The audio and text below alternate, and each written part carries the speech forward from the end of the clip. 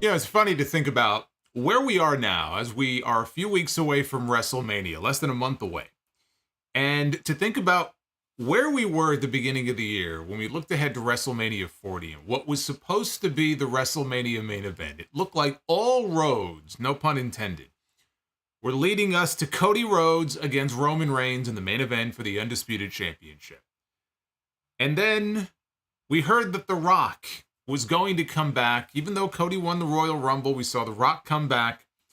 And we had The Rock, all of a sudden, stepping back onto television. It looked like Rock against Roman Reigns was going to be the direction for WrestleMania. Cody's story was going to have to wait some other time.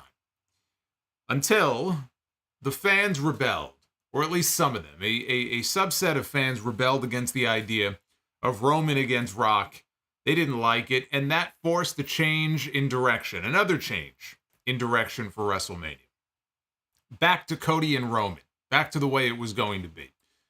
But I gotta say, having watched the show tonight, and really over the past few weeks, but especially tonight, I have to hand it to The Rock. I really do. He may be the smartest man in wrestling. I gotta hand it to The Rock.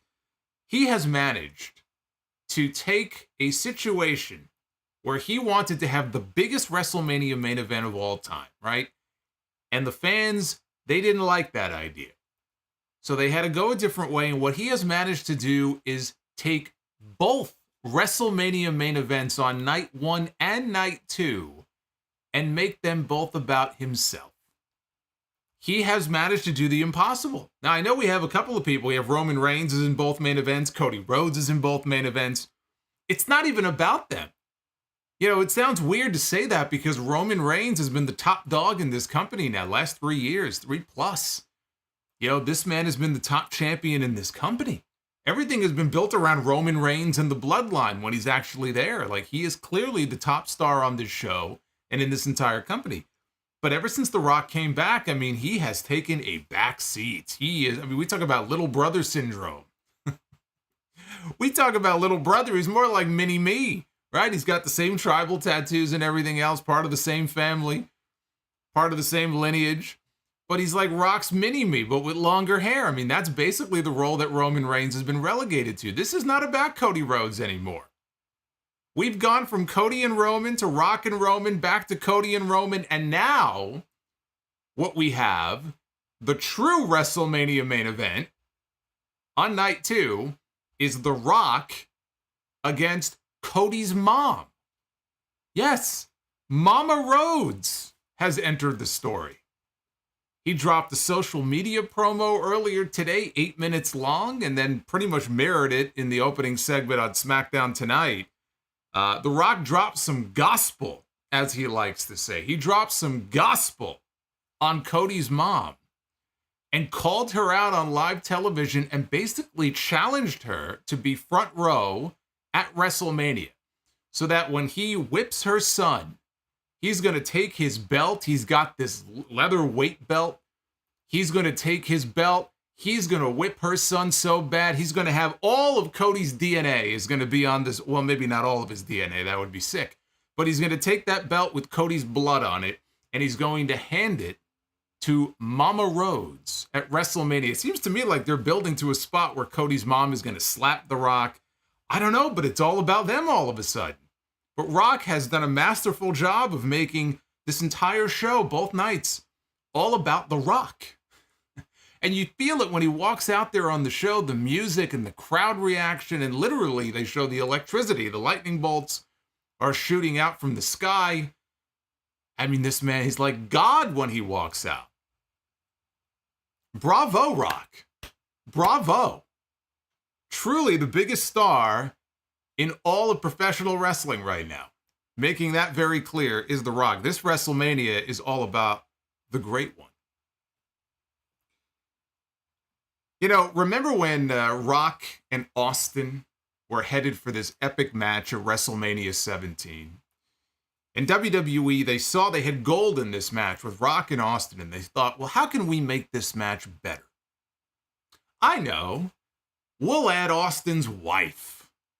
We'll have Deborah get involved. We'll insert Deborah into the storyline, which was completely unnecessary because they already had this great match lined up for the WrestleMania main event. Now, thankfully, they had enough sense to abort that idea very quickly, and I don't think the Deborah stuff lasted more than, maybe a couple of weeks. But the best stories are often the ones that are the least complicated. And so what I am hoping that we see in these next few weeks, as fun as it is to see The Rock, and I'm not saying it's not fun when he comes out there and does some of the stuff that he does. I had some fun with the segment tonight that we're going to talk about, especially when he came out and the music we heard. But what I'm hoping is, starting next week, as we get closer and closer to WrestleMania, the story comes back to where it all began at the beginning of this year when Cody won the Royal Rumble and he pointed up at Roman Reigns in the suite.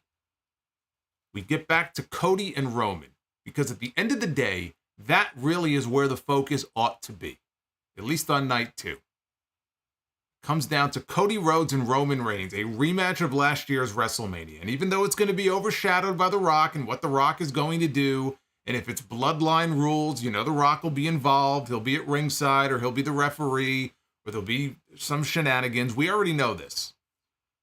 But I'm hoping they can kind of get back to basics in these next few weeks. And they can put some more, shine on Cody, because for God's sake, one thing that has been very clear this week, other than this WrestleMania, is really Rockamania.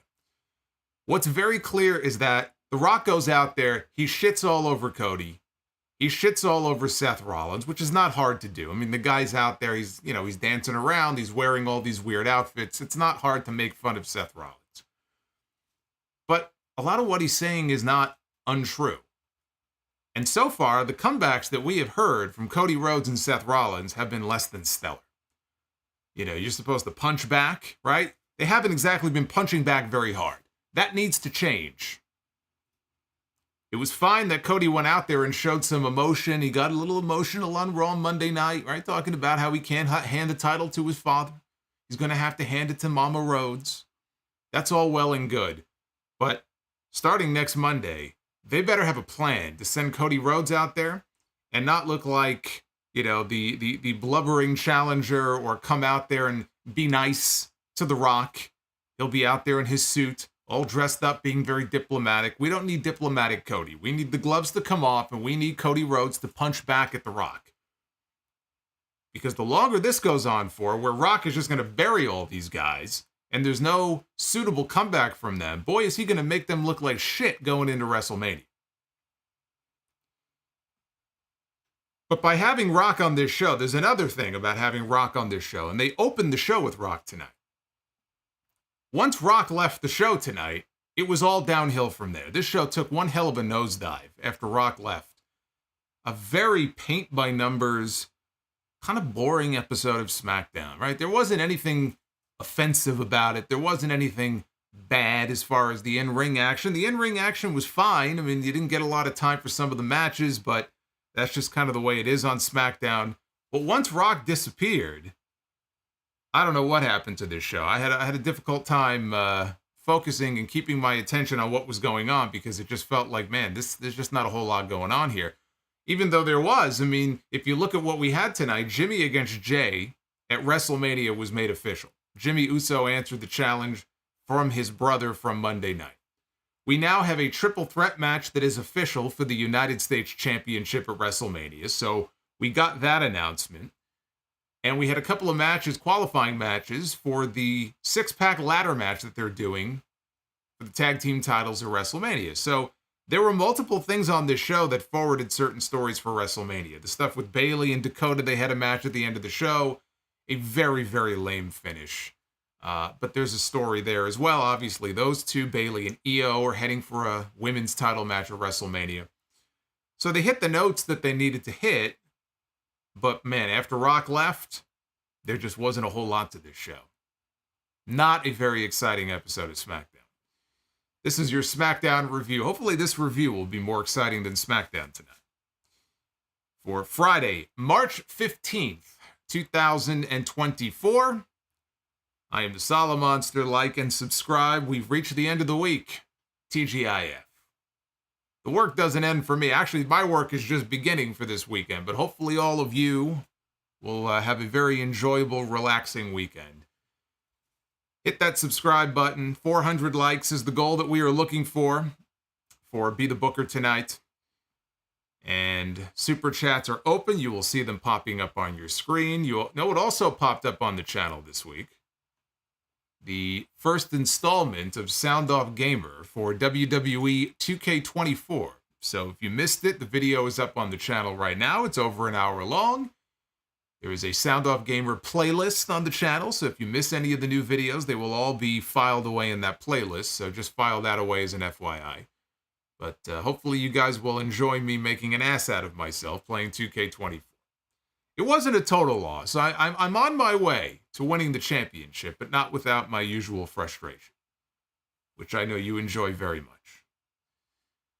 Let's talk about SmackDown, though, because SmackDown opened the opposite way that it went last week, where they closed with The Rock and Roman Reigns. There was no Roman Reigns on this show tonight. I mean, that would have been asking too much. But tonight, it opened with The Rock.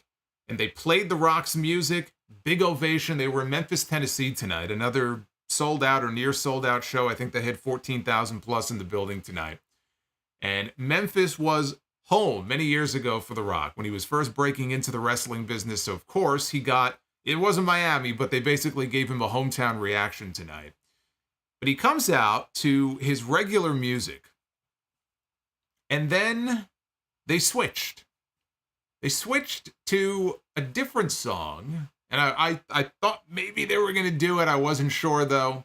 They put a new intro on it. But in fact, they switched mid-song to the Hollywood Rock theme. And nobody had a bigger smile on his face than I did sitting here when I heard that, because the Hollywood Rock song, because they faded out of the old one and into the Hollywood Rock theme. And man, that is one of my all-time favorite theme songs. It is such a great fucking song. And it's just got that legendary guitar riff to it. And if you think about it, we didn't really get to hear it for very long. I mean, we're talking about a song that played for maybe 2 months, 20 years ago. But I was so happy to hear that on the show tonight. I had a big smile on my face. So they had the setup in the ring for the Rock concert. There was a rumor last week. It was WrestleVotes on Twitter who posted about a week ago saying that there was a lot of internal discussion about doing a Rock concert in Memphis this week, but it was unconfirmed. And sure enough, that's what we got. We got a version of a Rock concert tonight on the show. And the fans were going nuts for this guy. Loud chants of Rocky. Rock said he usually comes out here and scorches and torches the people in whatever city that they're in. But this week it's different. And he mentioned that Memphis used to be his home. He brought up his debut in wrestling as Flex Kavana. I believe he may have wrestled Jerry Lawler in one of his very first matches down in the Memphis territory. But he mentioned Flex Kavana. He said he didn't know what the hell he was thinking, but he went for it. He said, finally, The Rock has come home. He's come back home. He said, we're going to have some fun tonight. This is the home of blues. This is the home of Elvis Presley. And so he's going to sing us a song. Yes, that's probably what Rock was hearing in his ears, right? When he blessed us with his singing, his great singing here on this show. I'm being facetious when I say this. But he said that this is what's going to happen to Seth Rollins and Cody Rhodes at WrestleMania. And when he mentioned Seth and Cody, the fans booed. He introduced 2 musicians at ringside. I didn't get their names. I know one of them was part of the War and Treaty, which is a husband and wife group. And I think it may have been the husband, and there was somebody else with him, and they were providing the musical backup to Rock's vocals. So I think they were on top of the announce desk. They were standing outside, and they were playing the instruments while Rock was doing his thing in the ring. And so he sang a song that referenced beating Cody and Seth with his fanny pack. And when he said that, they put a picture up on the Tron, that infamous photo of Rock many, many, many, many years ago, wearing his fanny pack and the long black shirt. And he mentioned that Dusty, well, actually, he talked about Cody. He said Cody was too weird. And they showed a photo of Stardust on the Tron. and that Dusty admitted that drugs and cheap condoms were a bad combination, and said Cody was a mistake, which is what he said on the show last week. Then he addressed Seth Rollins in his song. He said that his wife was more popular than him, and he said that he was more embarrassing than John Morant when he's waving a gun. And the crowd booed. The crowd did not like hearing that. For those who don't know, John Morant, he plays for the Grizzlies. He was suspended for 25 games last year in the NBA for waving a gun on his Instagram like an idiot. And that wasn't even the first time that he did it. He had actually been suspended once before that. I think 2 months before that for the same fucking thing. So that's what that reference was. So then Rock criticized the Cody crybabies, saying that they pay for sex and that they can all kiss the ass of the final boss. He's calling himself the final boss, which he is. It's exactly what he feels like right now, right? It's not Roman Reigns. The final boss is The Rock.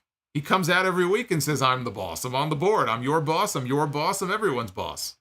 He ain't my boss, but he's the final boss. So now, with the American Idol audition out of the way, Rock pitched it to a replay of Cody slapping him at the end of last week's show. And they came back live and he said, Cody finally grew a pair of balls.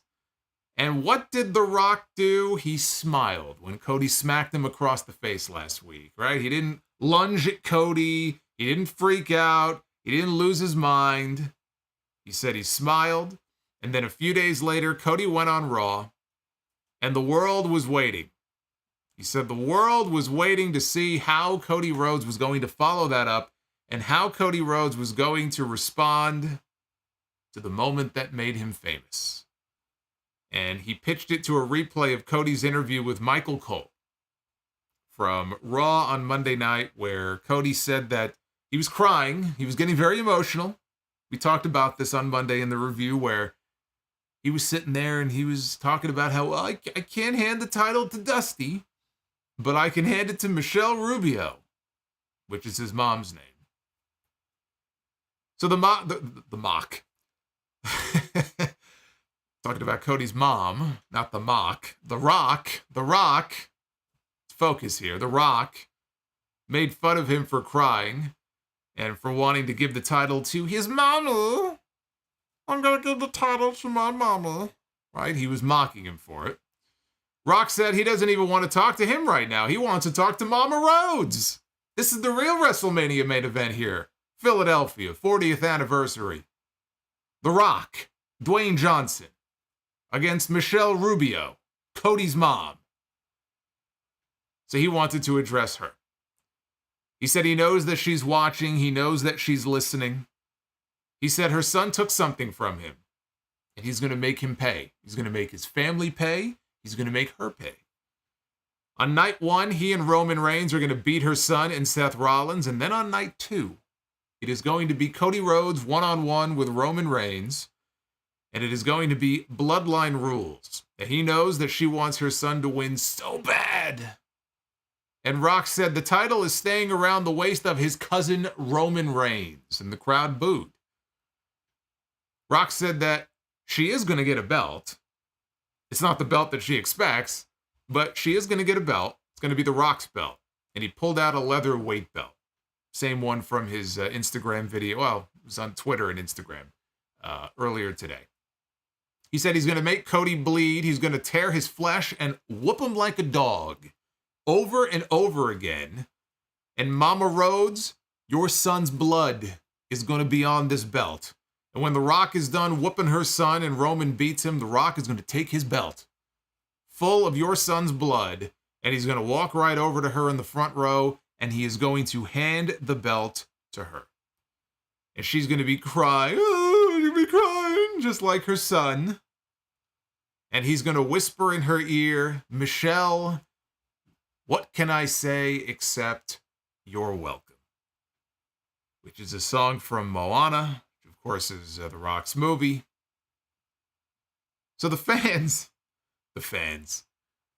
here in Memphis, were actually chanting, "Whoop that trick," as The Rock was talking about Cody's mom. And I know "whoop that trick" is, I think, a Memphis thing. I think it's a Grizzlies thing. I know that. Now it's a Trick Williams thing in NXT. It means many things to many people. But look, when you say "whoop that trick," okay, it also means something to a lot of people. And the fact that these fans were chanting that when The Rock was talking about Cody's mom is something else. Holy shit. That is something else. So this Rock concert, I don't know when the last time was that we got a Rock concert. It's been a long time. It's got to be over a decade. It's got to be. Since we had a Rock concert segment on TV. I thought the Rock concert was some fun nostalgia. I thought the actual song he was doing was pretty lame. He was out of key a few times, but not nearly as good as the older Rock concerts that he's done in the past. He did have the one good line in there about Becky being more popular than Seth, which may well be true. The promo itself, though, it was pretty much just a very sanitized version of the one that he posted earlier in the day on social media. And this is the thing that The Rock has been doing now over the last few weeks, where he'll post an extended promo, like the director's cut on Instagram. It could be 10, 20 minutes long, right? No filter, no censoring. He'll post that first on social media. And then on the show that night, he'll come out and give us kind of the Cliff Notes, more PG version, or as close to PG as The Rock can be, because I wouldn't call The Rock PG. But it was pretty much just a repeat of what he said in his gym earlier today. Honestly, the promo from earlier today was a lot better anyway, just because, if nothing else, it was a lot better because of this part. I can't give the belt to Dusty, but I can give it to my mama. I can give it to my mommy.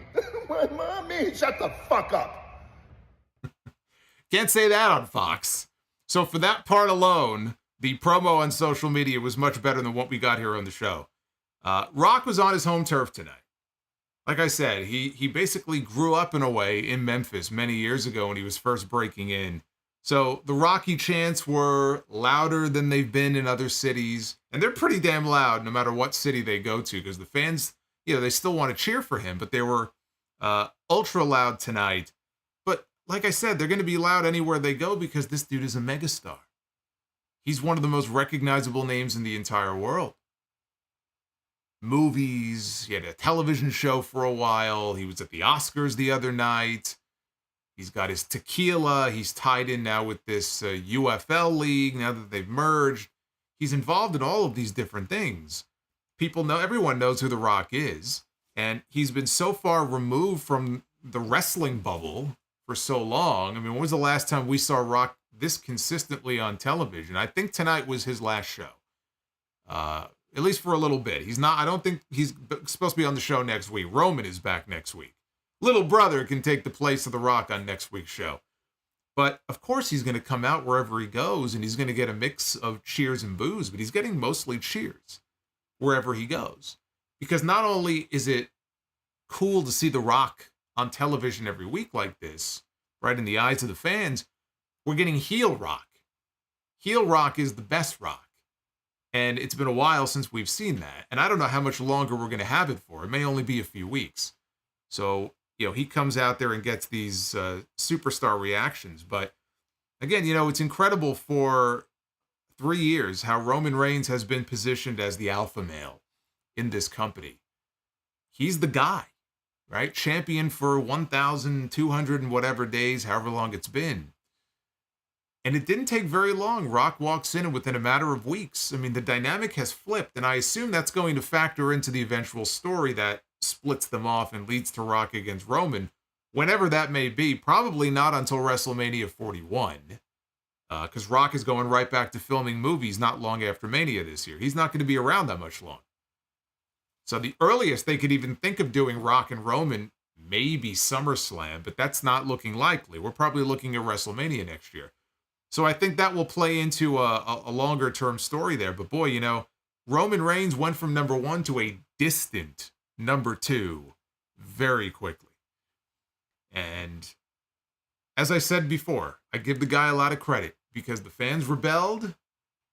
They had to go back to the original plan, and they decided, hey, we're going to have some fun with this, and we're going to go heel, and we're going to We're going to play the long game and we'll tell a longer story since you people fucked it all up and we can't do it for the 40th anniversary. So fuck it. We'll do it next year and I'll go heel and we'll drag it out. But The Rock has managed to turn this year's WrestleMania, both nights, into The Rock Show, is what he's done. He's in a tag team match in the main event on night 1, and you know that he will be involved in some form or fashion in the main event of night 2. And tonight he's out there talking about Cody's mom. He has made it all about himself. And WWE, I'm sure, is banking on that because Rock is big business for them. That's part of the reason why they're selling out. Not the only reason, because WWE was selling out a lot of places even before The Rock came back. But it certainly helps having The Rock back on TV. That's why they're selling out these buildings every single week. But this guy isn't even wrestling on night 2, and that main event is really all about him. It's obvious that Cody cried on Monday on purpose so that Rock could respond on Friday in the way that he did and can really kind of zing him. And so now that this is over with, he has to have a good comeback on Monday. You know, he's going to be there live on the show on Monday night. I don't need to hear him sing. I don't want him to come out and have a Cody concert. But he's got to come out on Monday night. He's got to find a way to give it back to The Rock in a way that doesn't make people roll their eyes. And The Rock The Rock is a better promo, just historically, a better promo than Cody Rhodes. The Rock is one of the best promos of all time. I mean, the guy comes out there and the way that he can manipulate the crowd and have the crowd in the palm of his hand. There are a few people in the history of wrestling who could stand up to The Rock. And there are a few, but he's one of a very select few. So I'm not expecting Cody Rhodes to go out there and torch The Rock, but he's got to go out there and he's got to have an answer for all this shit that The Rock is slinging at him and talking about his mom. He's talking about the guy's mom. I don't want to see Cody come out on Raw Monday night and be diplomatic. I don't want to see Cody come out on Monday night and talk about the same stuff that he's been talking about the last couple of weeks. I don't want to see him come out there and be, buddy with Seth Rollins and, have one little quip about The Rock. Like, he's got to come out there and he's got to get serious and he's got to throw it back in this guy's face. He got very offended a few weeks ago when The Rock talked about his dog. So I would hope that Cody gets even more offended about Rock talking about his mother more than he was when Rock talked about Pharaoh the dog. So I'm expecting an appropriate response from Cody on Raw Monday night. But the important part here, to kind of put a bow on this, the important part, I thought, was the point in the promo where Rock, he talked about my cousin, Roman Reigns, is going to go to WrestleMania, and he is going to retain his championship, and he is going to beat Cody Rhodes. And the fans in Memphis booed. It was one of the only times during this segment the people booed The Rock in his adopted hometown here. And that's a good sign. It's a sign that the people, even though they love Rock, they don't want to see Roman Reigns leave WrestleMania with the title. They're still on board with Cody, finishing his story. They want him to take that title from Roman Reigns. That hasn't changed. And that's important. The last thing you want is for people to look at Cody and go, God, what a fucking geek this guy is. I can't believe I ever rooted for this guy. I'm on Team Rock. I'm on Team Roman. And they switch sides. And that doesn't seem to be happening yet. Another thing I picked up on, and this is not the first time I've noticed it, but he did it again tonight, and he's done it in every single promo since he's come back, where The Rock specifically mentions the title as the Universal title. He did it again tonight. The first time I thought, well, it's called the Undisputed WWE Universal title. It's a mouthful. So him calling it the Universal title, it technically is not a big deal, but he is calling it that every single time. And I don't know if that's on purpose. I don't know if there's any significance to that or any hidden meaning to that. Hey, El Masse, thank you, man, for the $15. I don't know if there's any reason that he's doing that, because that's not the title that Cody needs to finish his story. It's about being the WWE champion. So again, I don't know if there's any significance to that. But my favorite part of the first 25 minutes of the show, honestly, these first 25 minutes was hearing that Hollywood Rock theme. That to me, I marked out for that. That to me was the best part of this whole thing. I was hoping we might get it at WrestleMania. I thought he was going to save it for WrestleMania is what I thought. I was not expecting him to bust it out tonight, but I'm glad that he did. It's hard to believe Hollywood Rock lasted all of 2 months. We didn't get nearly enough of him. Him and Hollywood Dave, when Batista went heel in 2010, we didn't get enough of him either. We had a qualifying match for the 6-pack ladder match for the tag team titles of WrestleMania with Legado del Fantasma, Angel and Humberto, taking on the LWO, Joaquin Wilde and Cruz del Toro. So the winners of this match would meet the winners of the second qualifying match later on in the show. The winner of that match will then move on to the ladder match of WrestleMania. So they're kind of doing it in brackets. This was part of bracket number 1. No entrance for either team, so you could thank The Rock for that. Both teams, I thought, they looked impressive here in this match. Angel and Humberto, they delivered a double-team press slam at one point from the top rope to Del Toro. Del Toro was on the top rope, and they pressed him up. The two members of Legado were standing on the middle rope. Wilde managed to break up the cover. Del Toro hit a standing Spanish fly on Humberto. Both men made tags. Joaquin delivered a double drop kick and then a tornado DDT to Angel. And he covered him. Humberto broke up the pin. Cruz del Toro landed a drop kick that sent Humberto to the floor. Angel then took out Joaquin Wilde with a super kick. And they nailed a double team pop-up kick to secure the win for their team. So Legado moves on in the bracket, which makes sense because Angel and Humberto, I mean, they're still relatively new to being called back up to SmackDown. I mean, they haven't been back on the main roster for that long. So it made sense for them to go over here in this match. They need wins like this to build some credibility on this show. I don't necessarily see them going to WrestleMania, at least not for the titles, but they had to win this match. We had Kayla Braxton was out. She was not out to the ring. She was out on stage, kind of over where the aisleway met the stage. They do these from time to time, where they will position their announcer right there, kind of in the aisleway. And she introduced LA Knight, who came out. He took the microphone from her and said, look, I just have to cook for a minute. I don't know. LA Knight hasn't been cooking much over the last few months, and I don't blame LA Knight for that. But he wanted to cook. He said, AJ Styles, you said last week that I need to be humbled. Now you're talking my language. AJ, I'm standing right here. Why don't you come out and humble LA Knight? He waited. There was no AJ Styles. Another week, he said, where AJ can't show up. He said, AJ isn't big enough for this ride, little man. Old Napoleon Styles. This man sees fit to fly all the way to Australia, yet he cannot drive his keister to Memphis. He called AJ the biggest mark walking. And he said that if he can't show up to SmackDown, he knows somewhere where he can't help but show up. And he said he's talking AJ Styles and LA Knight at WrestleMania. He pulled his glasses off. He said, AJ says that he, being LA Knight, walks around like he owns the place. He may not own the place, but at WrestleMania, I will own your ass. And I swear to God, if you would listen to him saying that line, that one line right there, the way he said it, I'm going to own your ass, right? If you closed your eyes when he said it, you would think it was Stone Cold Steve Austin out there saying that line. I swear, go back and watch that part of the promo. Close your eyes, and I swear, you would swear that Stone Cold Steve Austin is saying that line. So he did his closing line, and that's when AJ Styles decided to run out, blasted him in the back with a steel chair. Knight was down on the ground. AJ opened the chair. He placed it over Knight's head, and the bar from the chair was basically pressed up against LA Knight's throat. And he sat down on the chair, and he told LA Knight, I accept. You know, getting a WrestleMania match with AJ Styles, I don't want to make it sound like that's such a horrible thing.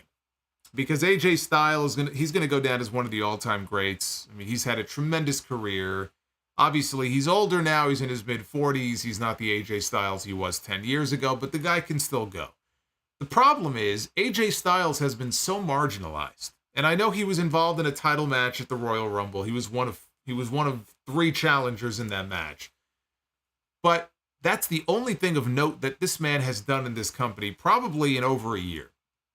Okay, we know he was out for a few months there after the storyline injury. But AJ Styles hasn't done much of anything in a very long time. And so, because of that, him and LA Knight having a match at WrestleMania, it's great for AJ because it gets him a WrestleMania match. For LA Knight, it just feels like a step down. It feels like this is the best you can come up with for him. This is a guy who was one of the hottest stars in the company a few months ago. And now, him against AJ Styles, if you would have told me that 6 months ago, I would have said, man, that's going to be a hell of a match. I wonder if there'll be a title on the line. Maybe that would be the U.S. title match. Fast forward, and it actually feels like a letdown that this is the best they can come up with for him at WrestleMania. So they've cooled him off. There's no doubt that they have cooled this man off. He still gets a great reaction when he goes out there, but it's not those peak reactions that he was getting a few months ago. He got beat by the Bloodline in the same way that everybody else got beat by the Bloodline, and they really had no follow-up plan for him. And so now they've made the match official. I'm glad he's at least on the show instead of shoving him in a battle royal or something. But compared to what I would have wanted to see him doing on this show, which we'll talk about that when I talk about Logan Paul later, it still feels disappointing. And I never would have thought that a match with AJ Styles at WrestleMania, I would look at that and say, boy, that's a disappointment. That's what it feels like. Now, backstage, Logan Paul met with Nick Aldis, and he wanted to know what punishment Aldis was ready to dole out to Randy Orton for beating up his good friend and his business partner, KSI, on the show last week. At the very least, he felt like Orton should apologize to him. Aldis told him he felt like Logan should personally go out there himself and ask for Randy Orton to apologize. Logan said that should be Aldis's job, but then again, he shouldn't expect him to do his job, or else he would already have been able to find an opponent for him for WrestleMania. He would live to regret those words. Backstage, Kayla Braxton scared the shit out of Paul Heyman as he was, she jumped out of nowhere as he was walking along with Jimmy and Solo. And she asked him if the Bloodline had any official... Hi, Chief Peter Maivia.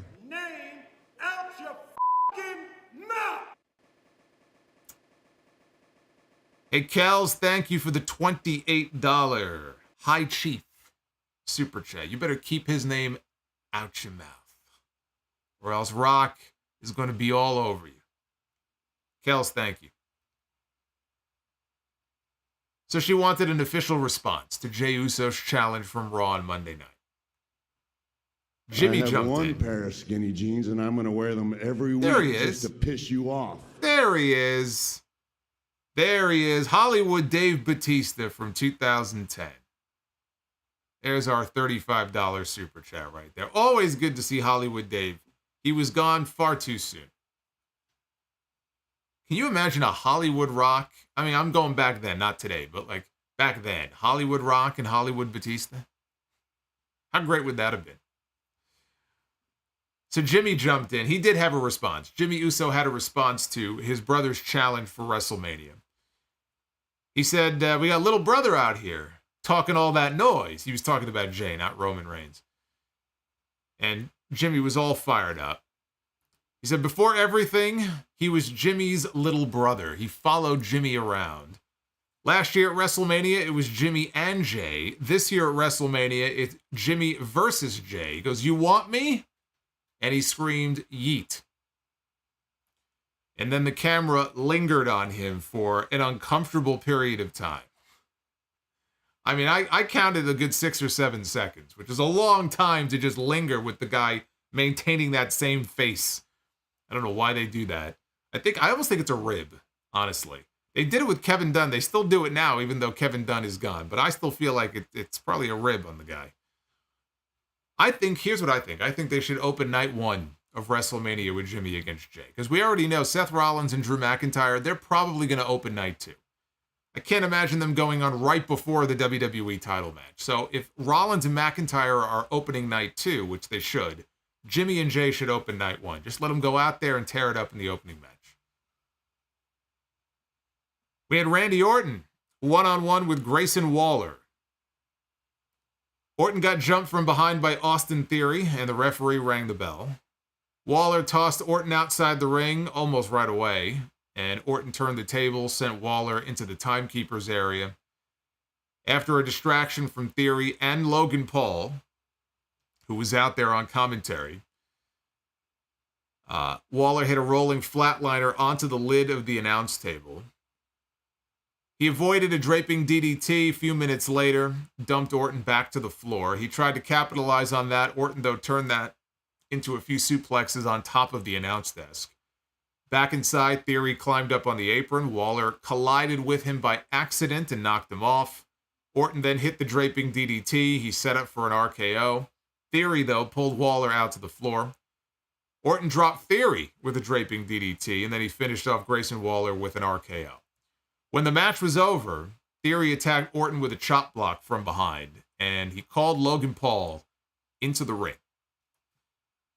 Theory and Waller had Orton on his knees, ready for Logan Paul to blast him with that loaded right hand. He didn't have the knucks on, but, you know, his whole thing is the right hand, right? The knockout punch.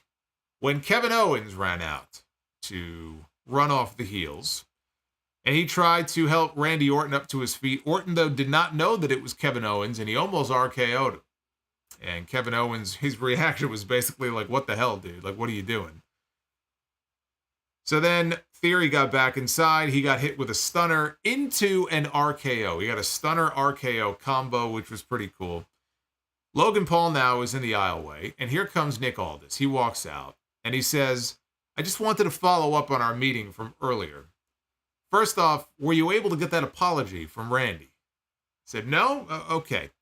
Secondly, I've determined your opponent for WrestleMania. And then he said, no, I misspoke. I have determined your opponents for WrestleMania. Because at WrestleMania, it will be Logan Paul defending the United States Championship in a triple threat match against Kevin Owens and Randy Orton. And Logan Paul was irate over this decision. See, that's what happens, though, when you talk shit to your boss. I don't know why he's so surprised. I look ahead to WrestleMania, and I see this triple threat, which I saw coming. I mean, that's the obvious match. It's going to be a great match. I mean, look at the talent involved. How could it be anything but great? Logan Paul has been great. Randy Orton is great. Kevin Owens is great. You put all three of them together, I'm sure it'll be a fine match. It feels to me now that it's not one-on-one. Logan, I think, is going to retain the title at WrestleMania. And the match that I was talking about earlier, I said I was going to get back to the LA Knight thing when I talk about Logan Paul. It seemed like a slam dunk to me that you do Logan Paul and LA Knight heading into WrestleMania. The promos back and forth between them would have been gold. And it's an opportunity for LA Knight to go in there and win his first singles title on the main roster. You know, he was the $1 million champion in NXT. That doesn't count, right? This would be his first big title win at a WrestleMania. It's not the world title, but it would still be huge for him. So they're not doing that. And LA Knight is pushed a little further down the card.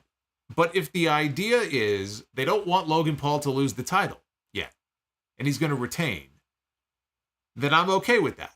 Because if the idea is, well, we want to keep the belt on him for a few more months, and then they're going to get back to the idea, or not even get back, but I mean, they had a little interaction, I guess, at the Elimination Chamber, but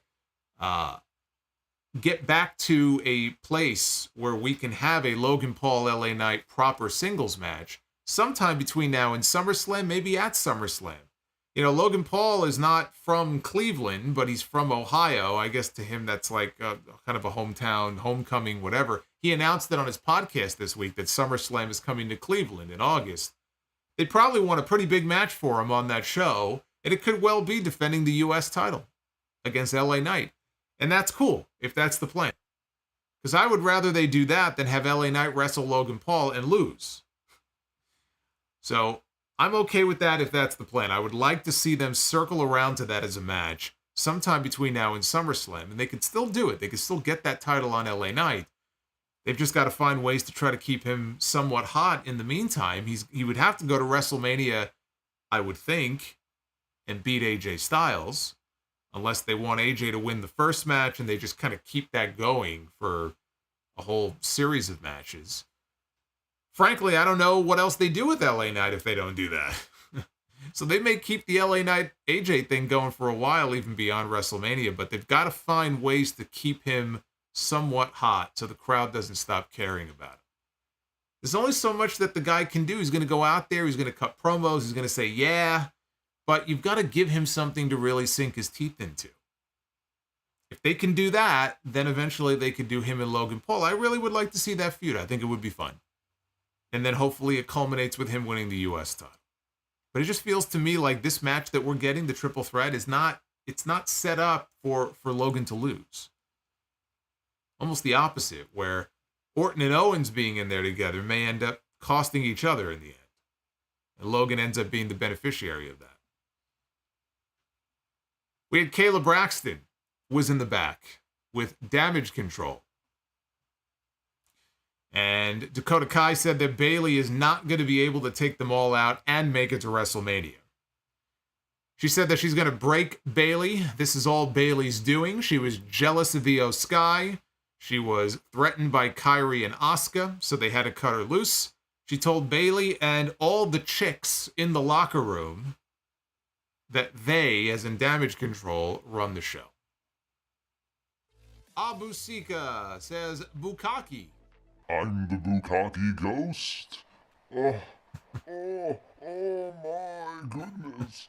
Oh my. Oh boy. Yes.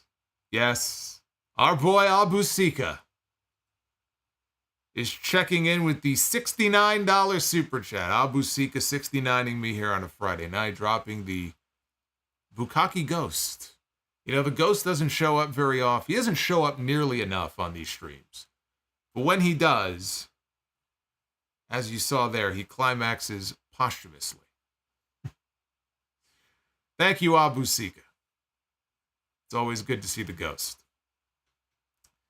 Santos Escobar. We keep things very professional around here. Santos Escobar, one-on-one with Dragon Lee. See, Rock isn't the only one here who's not PG. Escobar and Dragon Lee. You know, it's hard to get excited about this when they don't even give them 2 minutes. You believe this? They put Santos Escobar and Dragon Lee in the ring together and they gave them just under 2 minutes. How the fuck am I supposed to care? Orhan, thank you for the super chat. Orhan is checking in with us.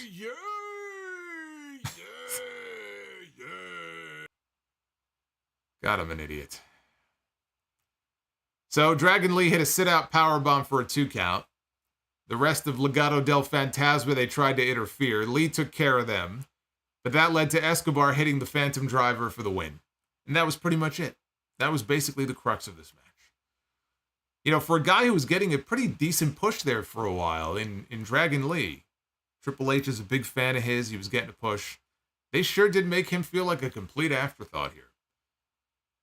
And I know the direction for WrestleMania. Well, you know what?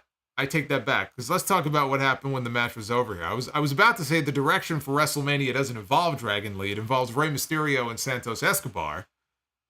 But when the match was over, all the members of Legado, they attacked Lee. Carlito ran out for the save. Escobar, though, ended up cutting him off, ran him into the ring post. Rey Mysterio's music hit. And Rey took his time coming to the ring, but he did come down. He knocked Escobar around a little bit. He set him up for a 619. Escobar, though, was able to escape. Mysterio grabbed the microphone, and he said that next week, he wants Escobar one-on-one. And he said that he will slap that stupid, arrogant smile off of Escobar's face. So they are not waiting until WrestleMania. They are doing the match next week on SmackDown. It will be Rey Mysterio one-on-one with Santos Escobar. This, to me, feels more like an angle than a match. Even if they get in the ring and they go ding, ding, ding, I don't expect this to be much of a match before it ends up getting cut off or somebody runs in.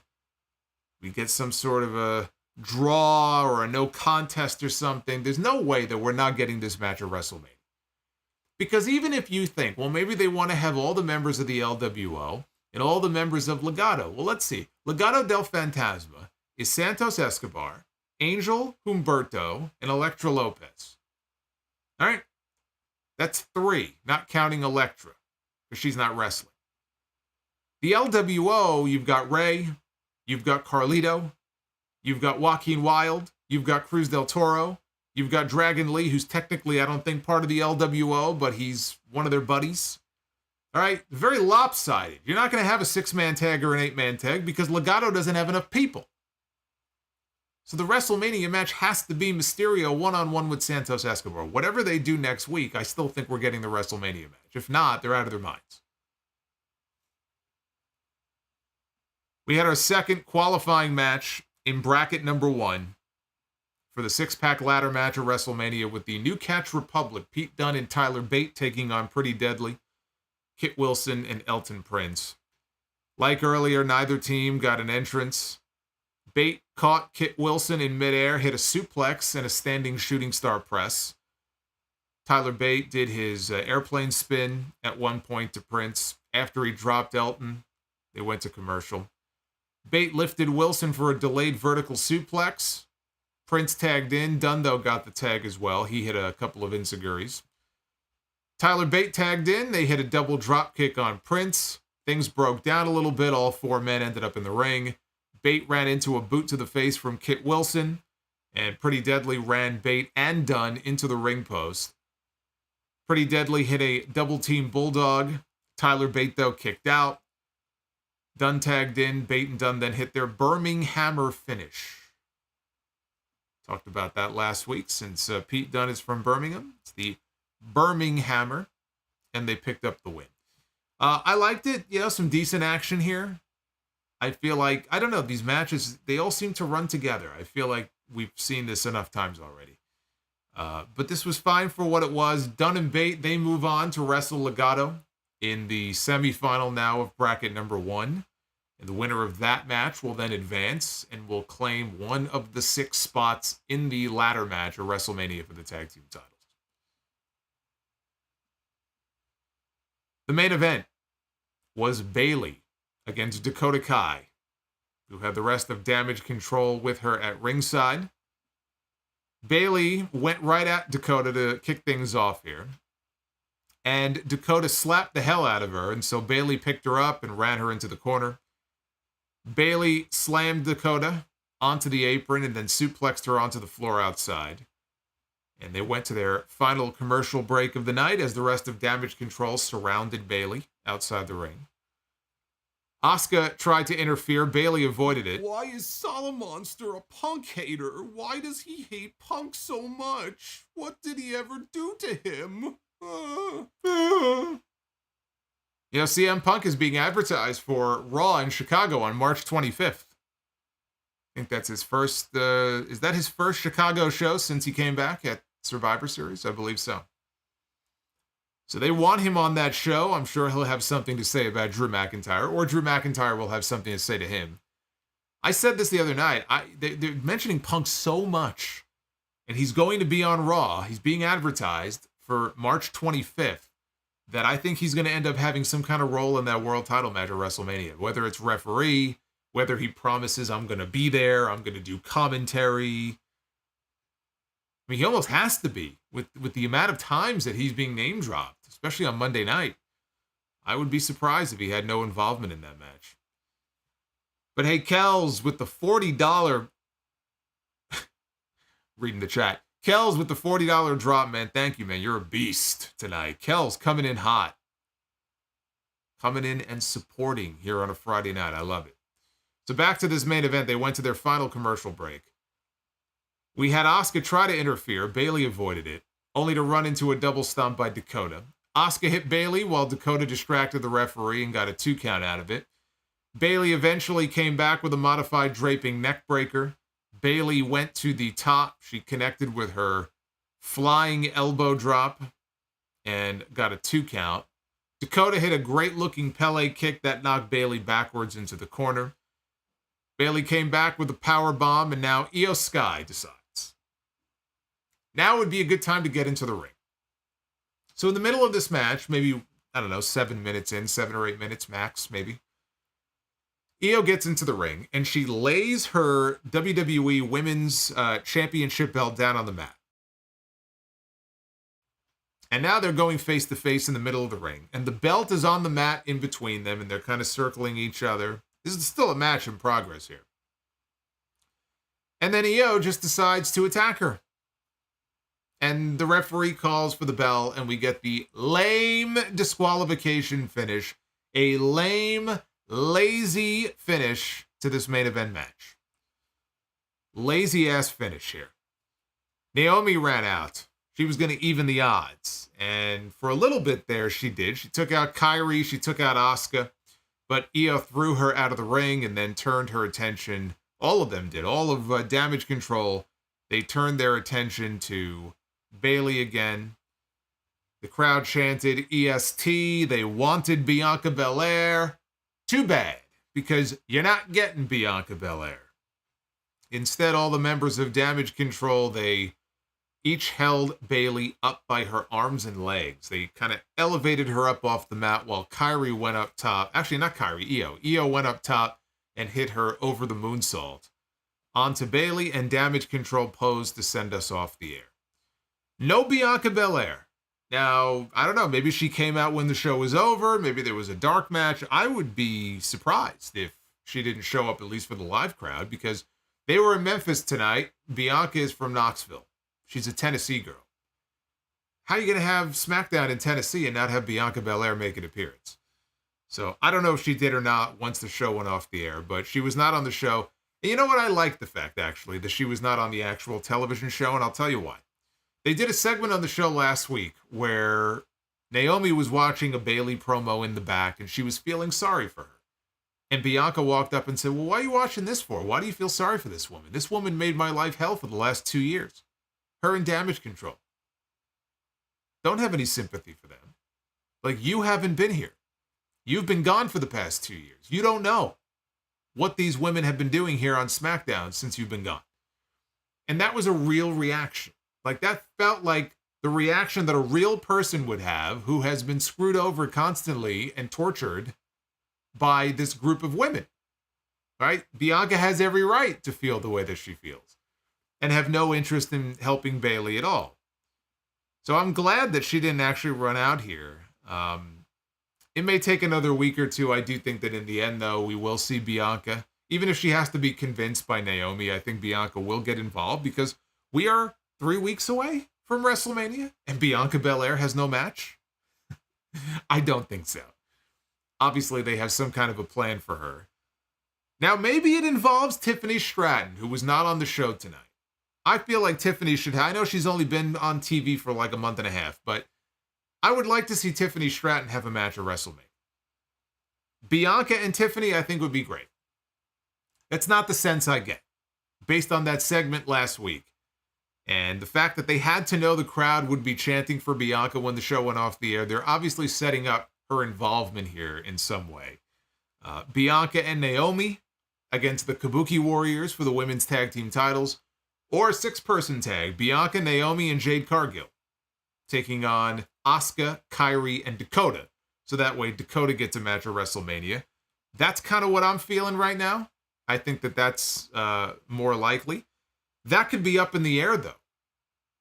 Either of those matches could be up in the air, depending on the status of Asuka. Because at the end of this segment, Asuka was hobbling around on one foot. It was very clear that she was hurt.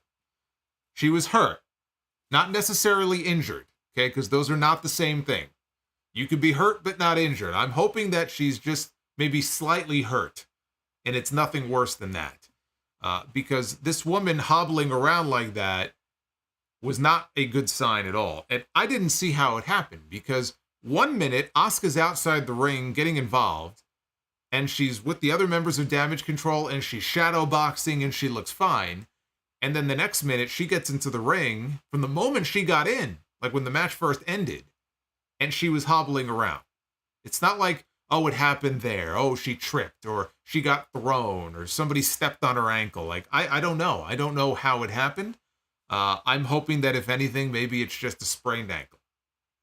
Hopefully it's nothing more serious than that, because obviously she's one half of the tag team champions. So if she's hurt seriously enough, then that kind of throws everything into a state of chaos here. I don't know what they're going to do. I mean, it wouldn't be hard. You could have Dakota sub for her in Damage Control, like the Freebird rule, have them defend the belts. I mean, there's always a way around it. But boy, that would suck if Asuka got hurt and had to be off the WrestleMania card this year. So the Rock segment was fun for what it was, even though I question, how it's making the other two baby faces involved in this feud look. And after that, this show took a nosedive. It was paint by number stuff. They gave the tag matches a little bit of time, but these teams are hardly over enough to really carry the show. It was good to see Dakota in there as her first singles match, her first proper singles match since she was cleared to come back from the torn ACL. I thought she looked good, but the finish of that match was just brutal. Just not unexpected, not really unexpected, but just very, very lame. Now, next week, we get Rey Mysterio against Santos Escobar. We'll see if we actually get that. AOP is taking on the Street Profits in one of the qualifying matches for the tag title match of WrestleMania. In the other one, it's the OC. How about that? Anderson and Gallows are getting a match on SmackDown. Holy shit, when was the last time we saw them in the ring in a tag team match on SmackDown? I know they've been hanging around in NXT more recently. They're going to be taking on Grayson Waller and Austin Theory. And so those two matches are a part of bracket number 2. And so that's how that's going to work. And they are advertising a face-to-face. It's going to be Cody Rhodes and Roman Reigns going face-to-face on next week's show. There should not be any Rock unless he sends in a tape of a promo. Remember when he sent in a tape of a promo with Hulk Hogan in the ring and Rock, Hollywood Rock, up on the big screen? Kept interrupting Hogan and says, all right, Hogan, I'll give you the sign. When I go like this, you can go. And then he's yawning. He's eating a cookie. He made Hogan just look like a fucking chump. Maybe Rock will send a tape in and he'll make the two of them, he'll make Cody look like a chump. I don't know. But we're going to get that face-to-face on SmackDown next week. It's going to be a big week for Cody Rhodes on Monday and on Friday. He's got to go out there on Monday. He's got to respond to The Rock. He's got to go out there next Friday. And he's going to go face-to-face with his opponent at WrestleMania. And he needs to stand his ground. And he needs to have a good showing. Get that fire in his belly. Show some passion that we know he has. That's what the Cody Rhodes character needs to do on TV next week. It's going to be a very important week. Abusika says, Bukaki. Oh, boy. I'm the Bukaki Ghost. Oh my goodness. Oh my. Do you believe in ghosts? Because I do.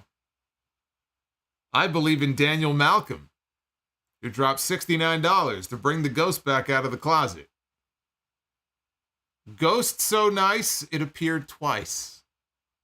I think that might be the first time the ghost appeared twice in one night. Here's the Twitter poll. What did you think of SmackDown from Memphis? How'd you feel about this show? 56% give this show 4 stars, 26% 3 stars, 8% 2 stars, and 9% gave this show 1 star. What was it the other night for the Big Business show, the AEW show? I think it was 12% gave that show a 1-star rating. So SmackDown tonight gets less than that, 9%. Like I said, paint by number shit.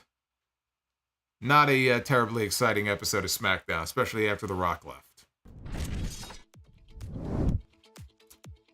It's hard to follow The Rock.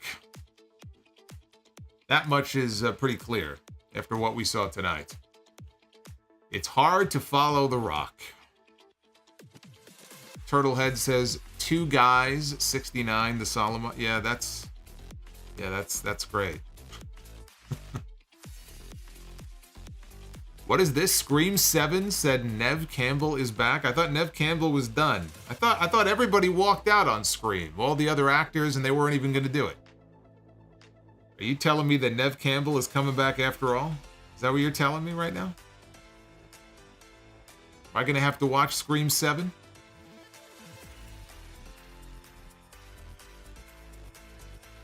I'm going to read through your super chats. Thank you. You guys have been humbling me tonight. Got some big ones. Let me go through some of the early ones that came in before I went live that are not shown in that list because YouTube has been very weird. But we started with Brother Fluff Salisbury with a $5 who said, I watched the John Tenta Dark Side... I can't even talk. I watched the John Tenta Dark Side of the Ring episode earlier and was reminded again that Brock Lesnar got his jogging in place gimmick from Earthquake. Well, I don't know if he got it from Earthquake, but yes, he also did the jogging in place. I guess he popularized it with a whole new generation of fans. JS Warrior 19, hey brother, thank you for the $20, very much appreciated. Solomonster, hypothetical plans for Charlotte Flair. If she was not injured, I think she would have feuded with Tiffany Stratton or formed a tag team challenging Bianca and Jade as an attraction for WrestleMania. What are your thoughts? I just kind of figured it was going to be Charlotte and Bianca. I think that was going to be the direction for WrestleMania. And then she got hurt. Wow, so Nev Campbell has confirmed that she is back. Oh, and Kevin Williamson is directing. Well, now, okay, so now you got my interest. Now you got my interest. That's great news. J-Glow with the $9.99. Is the Croc so butthurt that the majority of WWE fans chose Cody over him that he has to resort to burying Cody on the mic and turning the fans against him? The Croc went into business for himself. J-Glow is not a fan of The Rock's shenanigans here on the road to WrestleMania. Like I said, it's amazing what he has done. He truly is, I guess, the final boss in the way that he has made both nights, both main events of WrestleMania this year all about The Rock. It's incredible. Lady Fire Panda coming in hot with a $20 plus super chat here. Shalom. I was wondering something other than Sid breaking the absolute freaking hell out of his leg. What is the worst injury that you have ever seen? Also, good job on defeating Goku. No idea what that means. Worst injury? Well, I assume you mean worst injury in wrestling. You know, the Dante Martin injury last year at that Ring of Honor pay-per-view was pretty sick. But if not that one, I would probably say Armageddon. I think it was 2006, I want to say.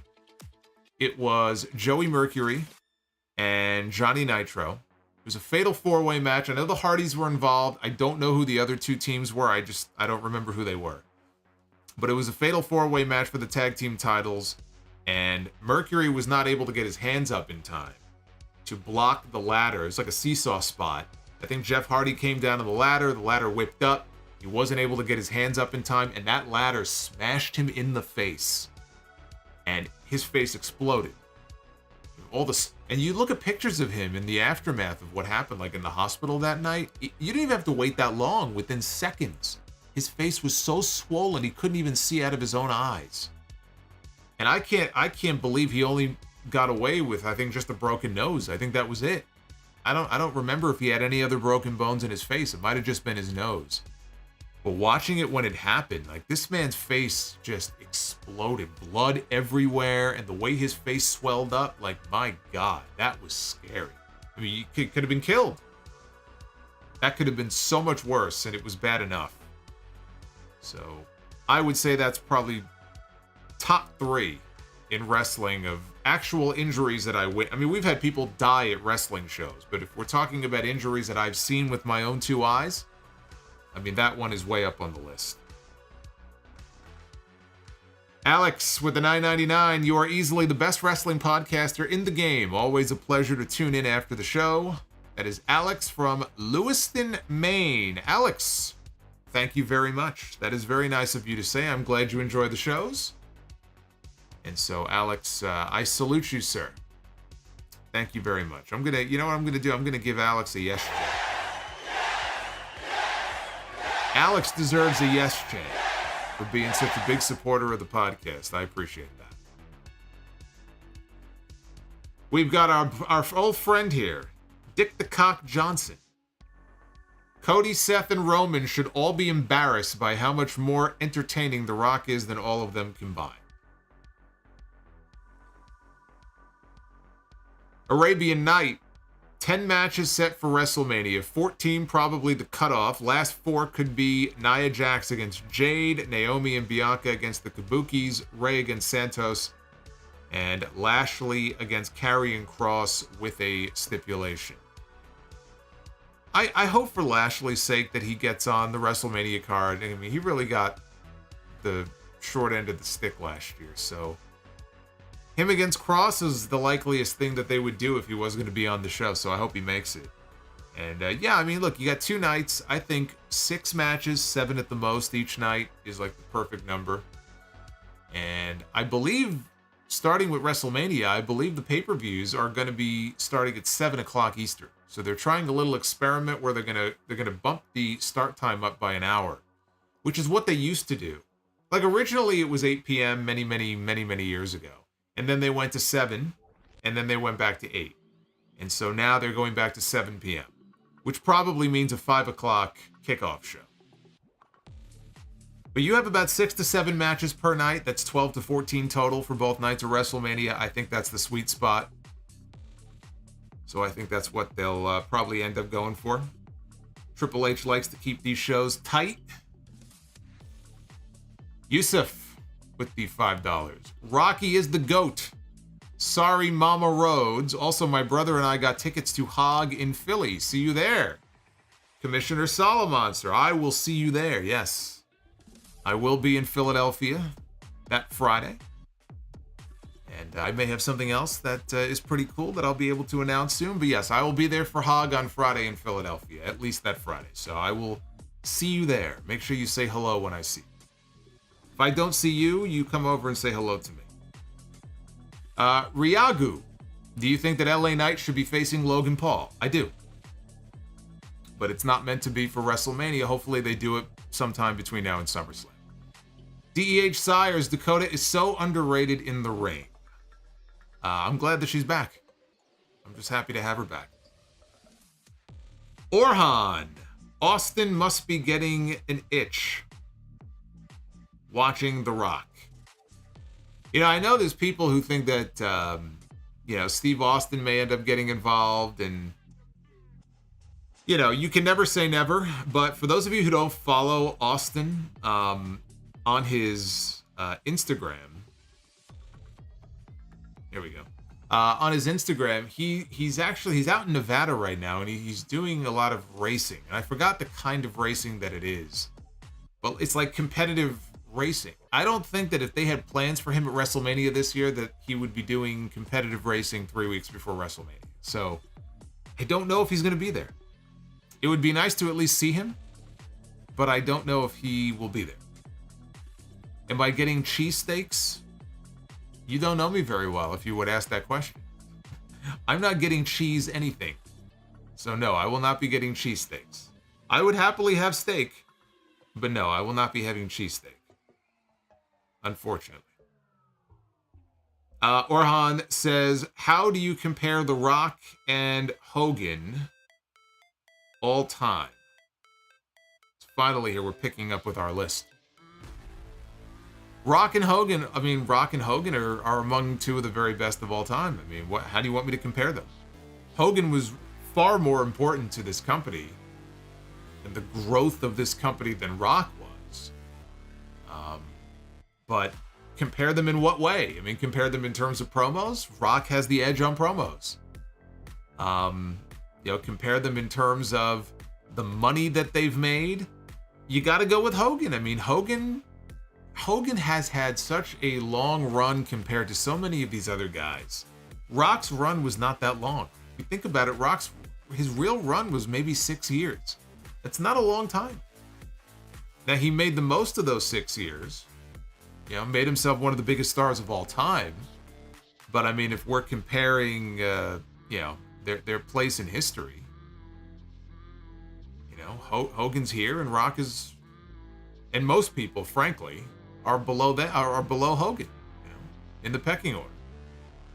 That's why you hear on a lot of people's Mount Rushmores, Hogan's name comes up on most of them, I would say, and Rock doesn't.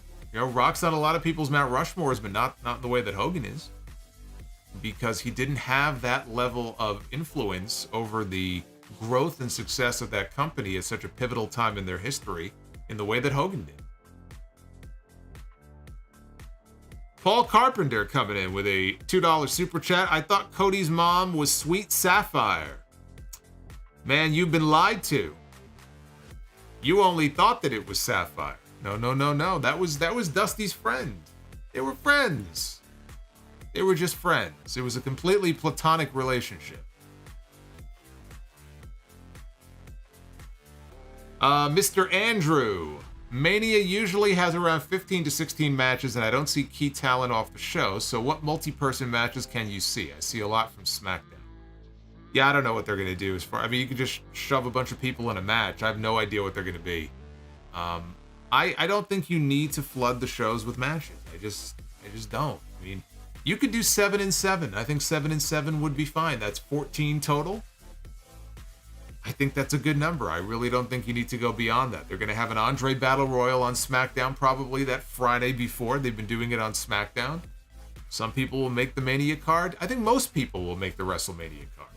At least as far as the key names that you would expect. Most of them will make the WrestleMania card. Some will not. I don't think you need to shoehorn everybody into the show. I know some of the guys on the roster are trying to get some kind of like Meat Mania match going. I know Bronson Reed was talking about it. He wants Ivar in there, and they're trying to get like the big guys involved in like Meat Mania. There's no way WWE is going to call it that or even do it, because then they'll just get accused of copying AEW. So his first mistake was calling it Meat Mania, because you're not gonna get them to do that when Tony Khan just did something very similar. So they should come up with a different name for it. Don't call it Meat Mania. That's only gonna hurt your chances. Brandon Proctor. I popped when I heard the Hollywood Rock theme. We are back in 2004. Oh boy, don't say that. Back to the dark days of Raw? Don't say that. The Juliet says no Everest for Darby this year. Thank the foot. Yes, if you missed that, Darby Allin is not going to be climbing Mount Everest, which means he will live to see another year.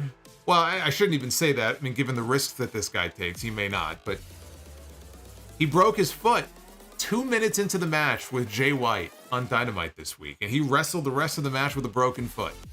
And eerily enough, they shot an angle at the end of that match where Bullet Club Gold broke his ankle. He broke his foot, basically. But he actually has a real broken foot. He posted the X-ray. TMZ had a story. So he's gonna miss time anyway, but Darby tweeted himself and said, Everest next year. Good. Push it off. Consider it a sign from above. I don't know if Darby believes in a higher power, but it feels to me like fate intervened here and probably saved this man's life. I would take it as a sign that the Everest thing was not meant to be. And you know what? If he wants to do Everest and Tony Khan is going to allow him to do so, now he'll have more time to practice. Instead of just doing 6 months and, okay, I'm ready. He's really that serious about it. He should probably invest more time in practicing for it. Hitesh with a $6. Roman will clearly go to Hollywood soon. Rock is on the board for 2 years. It's possible The Rock is actually the longer-term character now. Rock is part of the company. So Rock can technically, he could show up whenever he feels like it, whenever he has a free day, if he wants to show up. He's been showing up more than Roman Reigns recently, it feels like. Yeah, Roman is definitely going to end up in Hollywood at some point in the not too distant future. Slipper House, extra, says the Mock sucks crock. Yeah, we're going to call him the Mock from now on. I don't know how I don't know why I called him that. I was talking about Cody's mama, and I just came out, I said the Mock. It sounds like a terrible character from 2K24. Remember I was the lock in last year's game? That fucking storyline in My Rise mode, the lock. Now we have the mock. Donna Yasu. If Vince were to still be in control and Darby climbs Mount Everest and plants an AEW flag, would Vince want to have someone climb it to put a WWE flag? No, because Vince would not allow one of his talents to do something so stupid.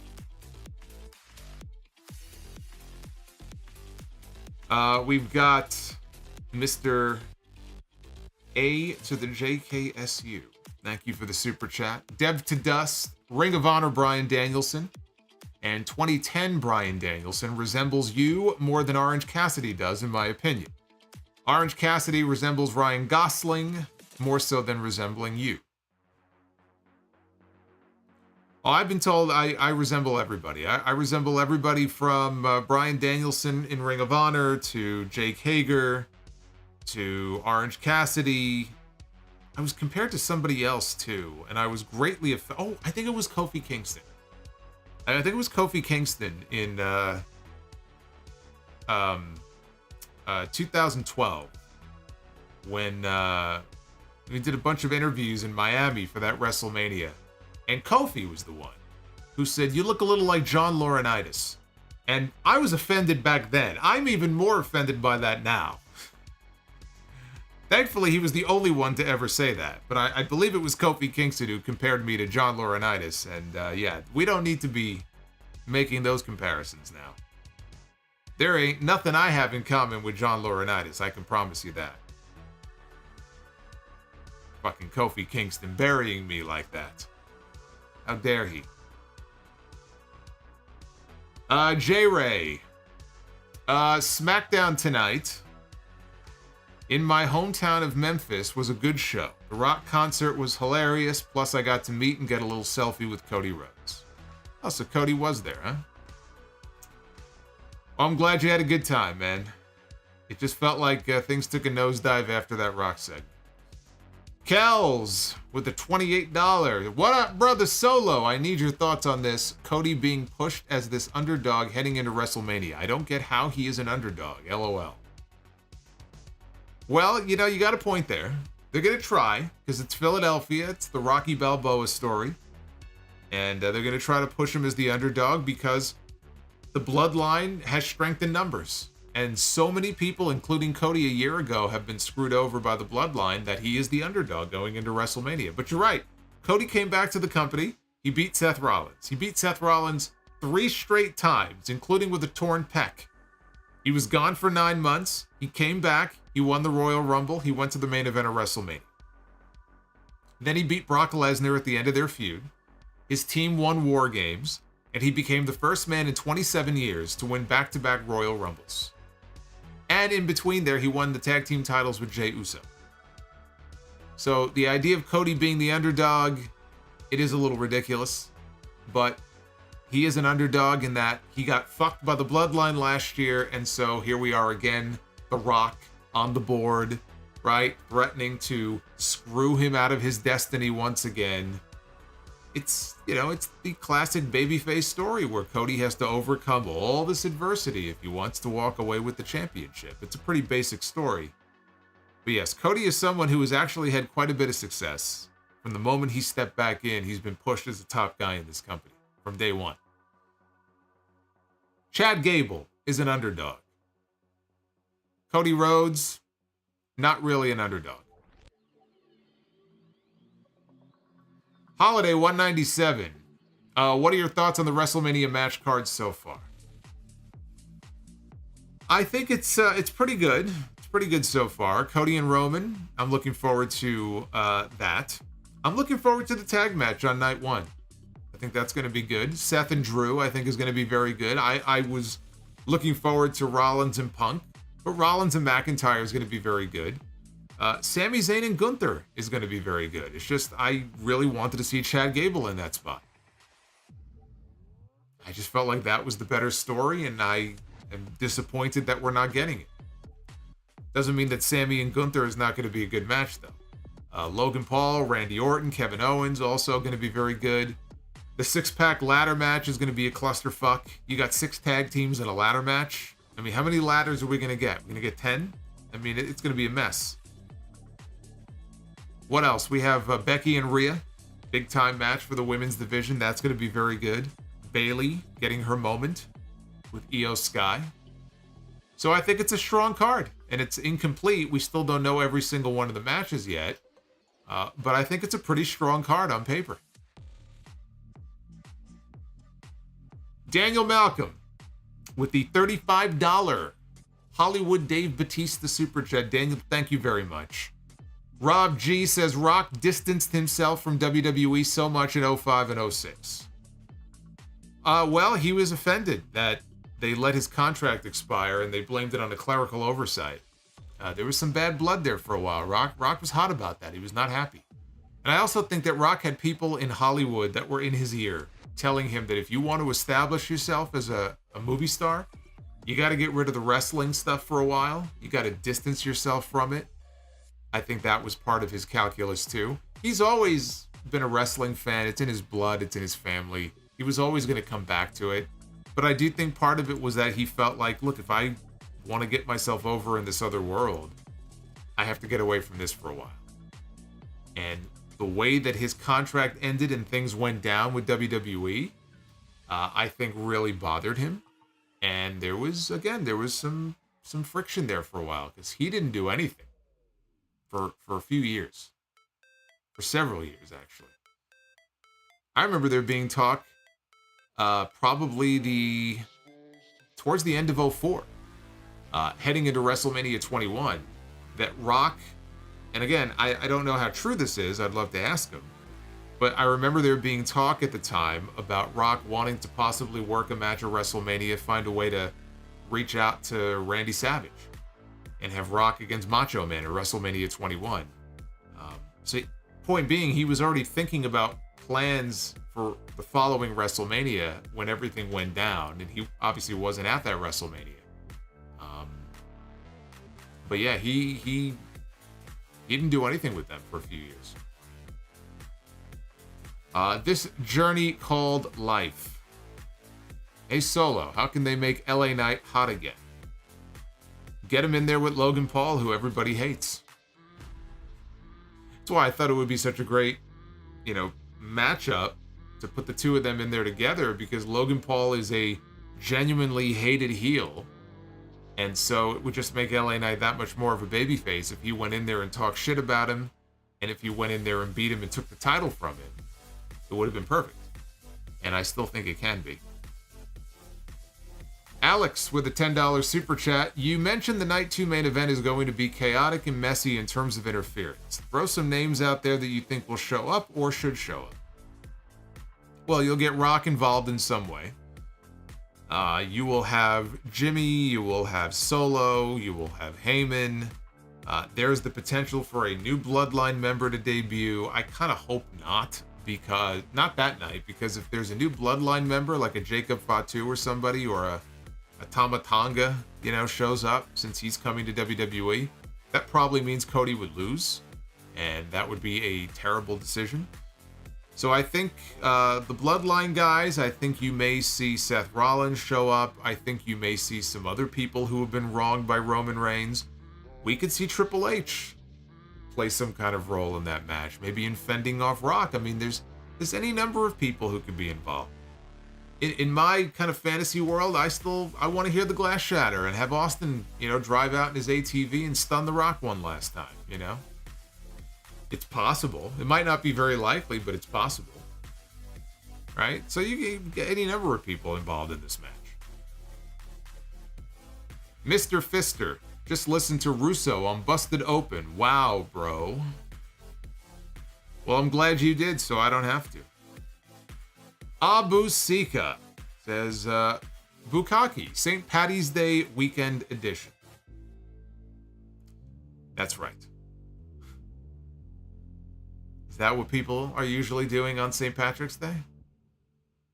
I remember looking out the window of my office, where I used to work, in Midtown. It was right, not far from Fifth Avenue. On St. Patrick's Day, just look out the window and you'd see people. I remember, it's clear as day, I still remember these two girls, just drunk as a skunk, one of them was hugging the oh god, the forgot what it's called. Fire hydrant. I don't know why that popped out of my head. But she's on her butt, sitting on the ground, hugging a fire hydrant. I couldn't figure out why until I saw this green puddle on the floor, like next to her, and she just puked up everything that she just drank. And I said, yep, it's St. Patrick's. Orhan, 2018. Has AJ mostly been disappointing or misused? I don't know what the significance of 2018 is, but lately, yes. Unless you mean since 2018. I think since 2018, AJ has not been positioned as high up on the card as I feel he should. He's had these fits and starts. You know, he was WWE champion for a while, including in 2018, I think, right? The early part of the year, he was the champion. But I mean, if you're referring specifically to his booking since 2018, I don't think you're too far off. I can't think of very many things he's done since that time that I would say really stand out to me as, you know, as far as his body of work goes. Like, oh, you got to go back and check out these AJ Styles matches. I always go back to 2016. I go back to the matches with John Cena and the Royal Rumble in 2017. I remember he had a couple of really good matches on pay-per-view with Roman Reigns in 2016. Luis. Tony Khan has to give permission to Dustin Rhodes to make a televised appearance at WrestleMania so he can get his hands on The Rock. Well, I don't think that The Rock is interested in Dustin Rhodes. He's interested in Cody's mom. So I don't think we're going to get Dustin. I think we're going to get Cody's mom before we get Dustin. Arabian Night, so are we not getting a Triple H and Rock confrontation? Doesn't look like it. You know, again, Triple H, as far as any physicality, probably can't do much of anything, so I guess they felt that there wasn't much to do.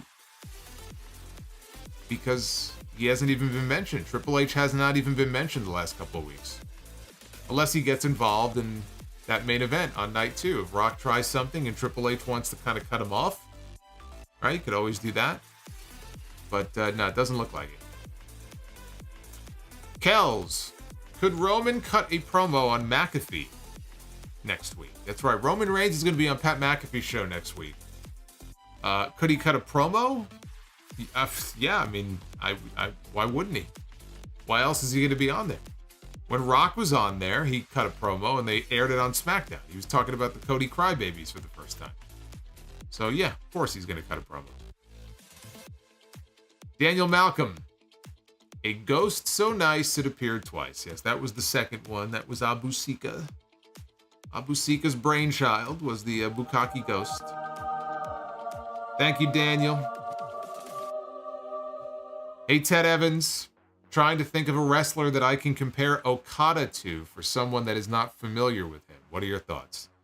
Just tell that person that Okada, let them think about who they view as one of the greatest wrestlers of all time, who goes out there and has epic, long matches, long wrestling matches, and the first name that pops into their head, you can compare them to Okada. Is Okada the Bret Hart of Japan? Is he the Shawn Michaels? He's probably more the Bret Hart than he is the Shawn Michaels of Japan, if you were going to make any comparison. I kind of put Okada in a class of his own. I don't really compare him to anybody. He is in a class all by himself. But yeah, the focus with him is more on the quality of his matches and the stories that he tells in his matches. His matches start very slow. And you could tell when he's going to go 30, 40, 45 minutes. Because it always starts at a snail's pace. And then he kind of works his way up. And there's a certain formula, a certain pace to a lot of the Okada matches. And he's going to have to get used to being now on American television because he's not going to be able to have long matches like that. the way that he was in New Japan. He will on the pay-per-views, but not on the weekly TV. Manuel Macias, why has the Mania build-up been focused more on Rock rather than Cody and Roman? It feels to me like the WrestleMania 27 build-up, Rock against Cody over Roman and him. Because that's the way The Rock wants it. That's the way The Rock and TKO want it. They want The Rock all over this thing because they think The Rock is going to help sell WrestleMania this year more than any other single person that they have, including Cody Rhodes and Roman Reigns. And that's it. Philly dried chicken and steak without flavor. If The Rock had a cookout and he invited you, would you accept the invitation to The Rock's cookout? I would. I would break bread with The Rock. Manuel says Paul versus LA Knight is the SummerSlam match. What are your thoughts? I agree. Arabian Night, criminal probably not having Lashley at WrestleMania 2 years in a row. Do you think they're setting up for Montez to turn on him and Dawkins after Cross's promo before SmackDown? I could see where you would think that, but I've got to see more than just that to actually put any stock into it. It's possible though, because he did single out Montez Ford, and it makes you wonder if there's a reason for that. And I was surprised they didn't go with a Montez singles push last year. I'm sure it's still in the plans. Is it in the plans right now though? You know, Bobby and the Street Profits have not been together for that long. Are they already looking to break them up? That'd be a little quick. Barry, a bit of a spoiler for my rise here, but when you get the option to join The Miz, you should pick that. It's the more fun option. Are you telling me to go against my instinct and actually join with The Miz? The Miz is the one of the GMs in story mode in the game. Philly Dry Chicken and Steak says, I have an interesting question. Who is in your Mount Rushmore for great wrestlers with bald, shiny heads?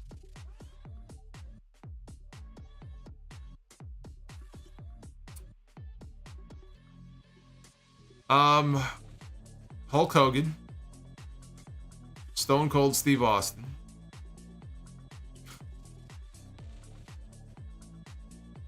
well, The Rock has a bald, shiny head, right? So you could put Austin, Rock, and Hogan on there, and then the fourth spot, it's a coin flip. I don't know.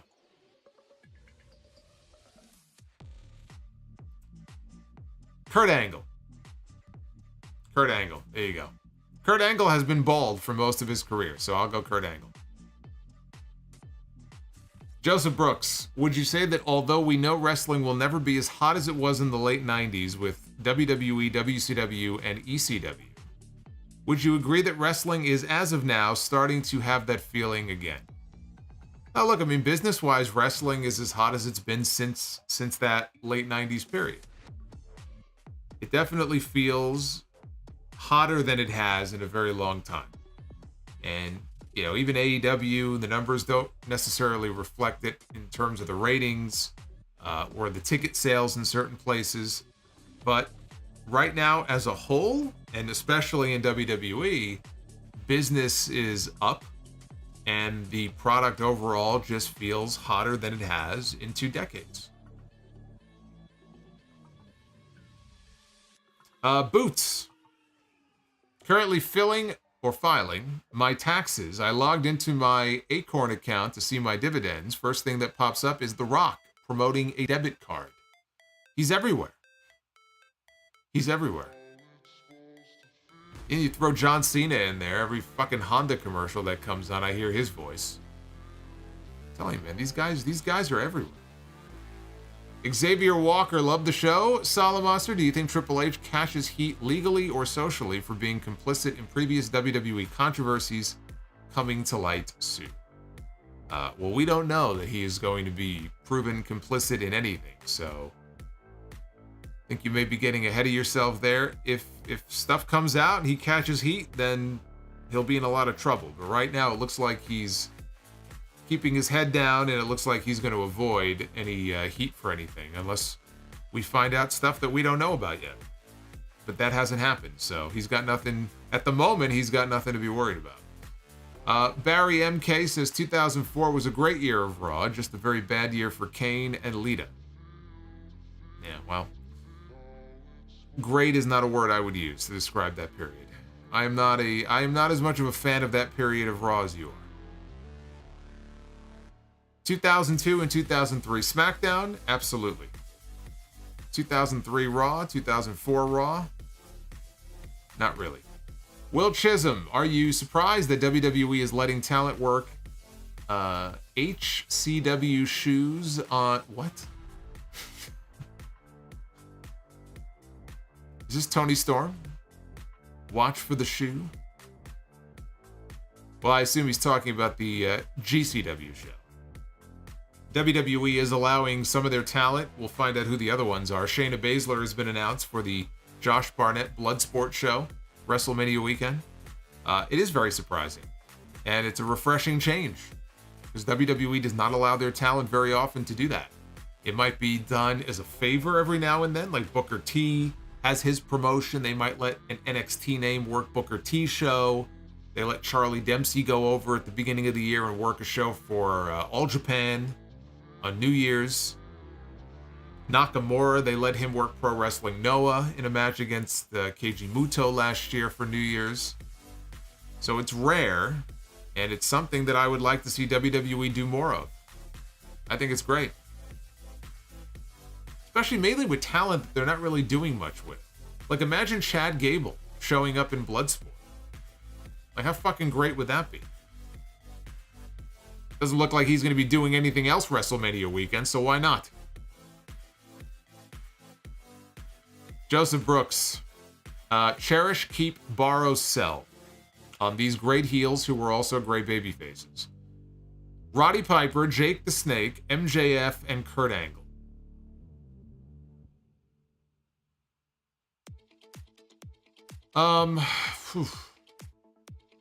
They're all great. They're all great, but if I had to rank them, man, I would cherish... I'm going to cherish Kurt Angle. Because Kurt was a great babyface, and he was a great heel. And he could be serious, he could be comical, he could do it all. I'm going to cherish Kurt. I am going to keep Roddy Piper. I am going to borrow Jake the Snake. And I'm going to sell MJF. And I love MJF. MJF is great. But I mean, the names that you put on this list are top tier. So it's a pretty good list.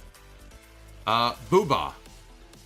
Just got home from work to watch SmackDown. Okay, so if Cody beats Roman, how soon does Roman blame Rock for the loss for getting him into the tag match the night before? Does Roman even blame The Rock?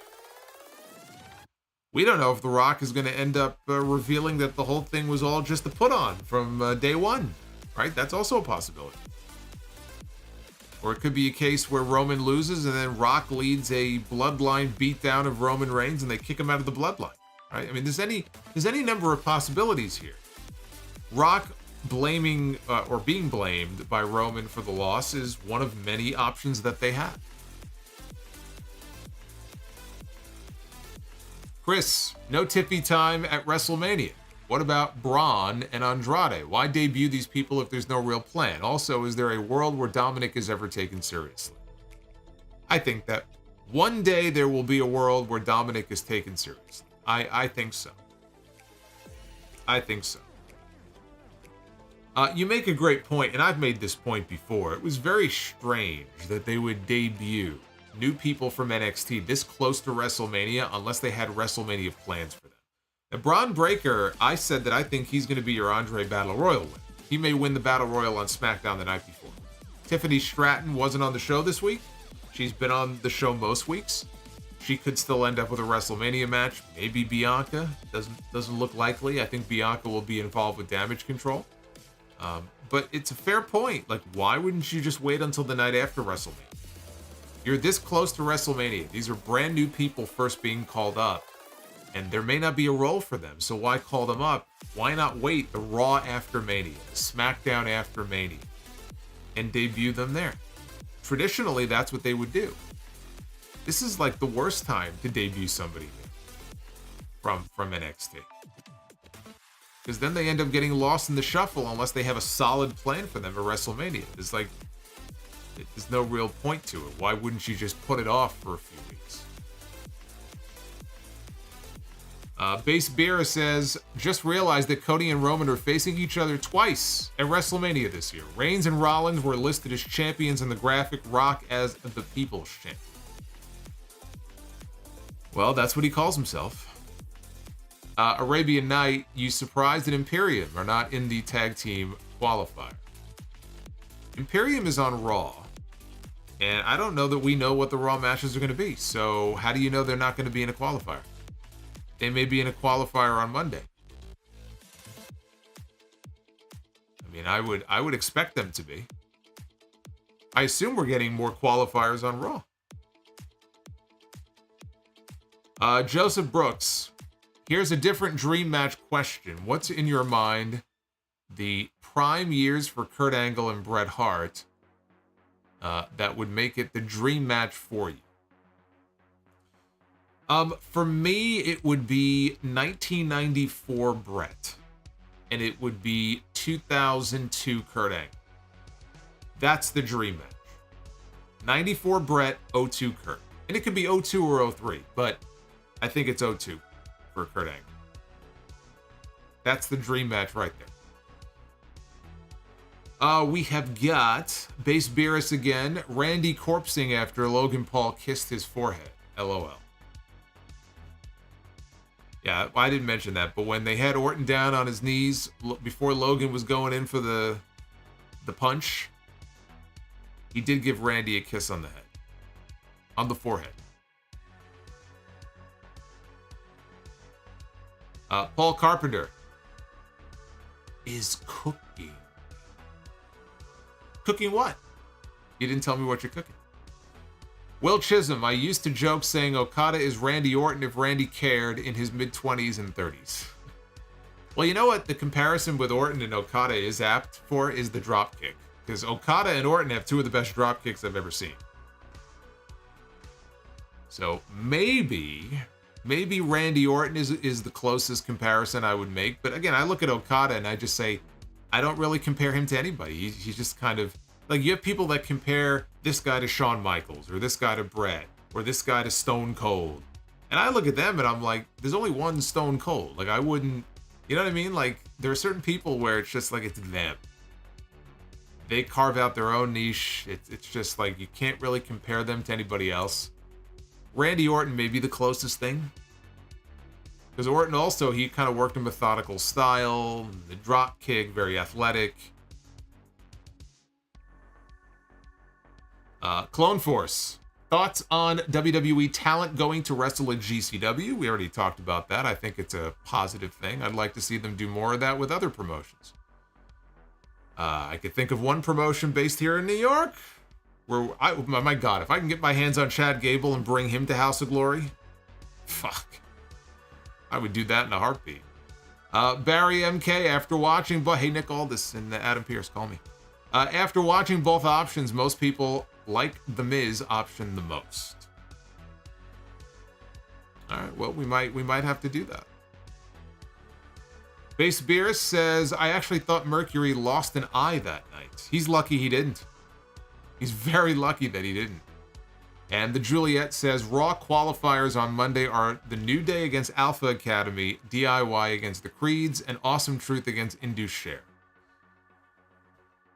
That's right, they did announce those matches. Well, New Day being in is a given. The Creeds and DIY, I think DIY get in, and then Awesome Truth get in. So that's 3. The tag champs are 4. And then from SmackDown gets 2. which will probably be bait and done. And then maybe AOP gets in. All right, well, yeah. I mean, it is surprising that Imperium wouldn't be in there, but I guess that means they'll be in the Battle Royal, right? I guess so. Paul Carpenter says, is cooking the beginning of... Yes, I know that. I am aware of where you got that from, but I was asking... Yeah, never mind. Play along, Paul. Play along. Thank you, Paul. Of course I'm aware of that. It's one of my favorite theme songs. You don't think I know that? It's a great song. All right, the goal for Be the Booker tonight was a mere 400 likes, and we are now well over 500. So thank you very much for that. As CM Punk, as you see there on your screen, choking out poor Jack Perry. Choked that boy out so much, he passed out. When he woke up, he was in Japan. He didn't even know where he was. Let's be the Booker. Ladies and gentlemen, it is now time to be the Booker. Apparently, Cody joked after the dark main event tonight, I missed the first part of the show. What happened? There you go. See, that's what he needs to do on TV. He needs to come out and be snarky. If we're not going to get serious, like super serious Cody Rhodes, we need snarky Cody Rhodes. That's what we need. I'll tell you what we need. We need to book a clean sweep tonight because we have not done the greatest job and be the Booker this week. So we need to end the week on a positive note. That's what we need. So let's try it. And we begin with the Public Enemy, Rocco Rock and Johnny Grunge. How we feeling about Public Enemy kicking us off here and be the Booker? A lot of Public Enemy fans here in this chat. Public Enemy against the Real Americans, Cesaro and Jack Swagger.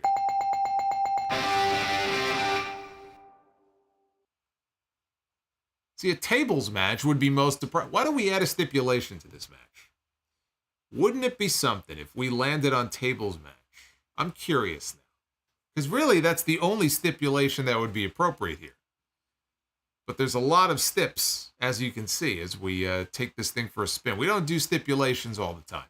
I save these for the rare occasions. But let's pick a stip here for this match. Public Enemy and the Real Americans are going to have not a table match. They are going to have a blindfold match. And that sounds terrible. So that did not work out the way that I had hoped. But let's move on now. Ladies, be the Booker. Let's move on. We have a blindfold match on our card. And we begin here with Hikaru Shida. I saw a picture of Shida. Apparently Shida, I guess, is working Athena in Ring of Honor now. They've moved Shida over to ROH because they have nothing for her in AEW. And she had a bit of a new look, which is very interesting. Hikaru Shida. Let me go one-on-one with Allison Kay. I give that the bell. I think that would be a pretty decent match. Not a bad match. Not a marquee match either, but not a bad match. Okay, it all comes down to this. This is it. We could go 3 for 3 here on a Friday night. I want this. You guys came through on the likes and keep hitting that like button too, because I want to hit 600 if we can before I get out of here. But we begin with Jake the Snake Roberts. One of the all-time great minds in the wrestling business, one of the all-time great heels. Man, that Jake heel run. I'm talking about the second one. The one that came in 91 into the beginning part of 92. They don't make them like that anymore. Jake the Snake. Who's he going to take on? Who's Jake going to step in the ring with? Who's he going to stick Damien on? Jake the Snake Roberts against Jay Briscoe. Interesting. I had not thought of that as a potential match. One of the Briscoes, one half of the Briscoes against Jake the Snake Roberts. Why don't we throw a stipulation in there for this one too? Let's see. Let's see what kind of match we end up with here. As you fantasy book that match in your mind, let's see what stipulation it's going to be. Jake the Snake and Jay Briscoe are going to have themselves... Oh, boy. Well, oh, boy. Jake Roberts in a TLC match, even in his prime, is really pushing it.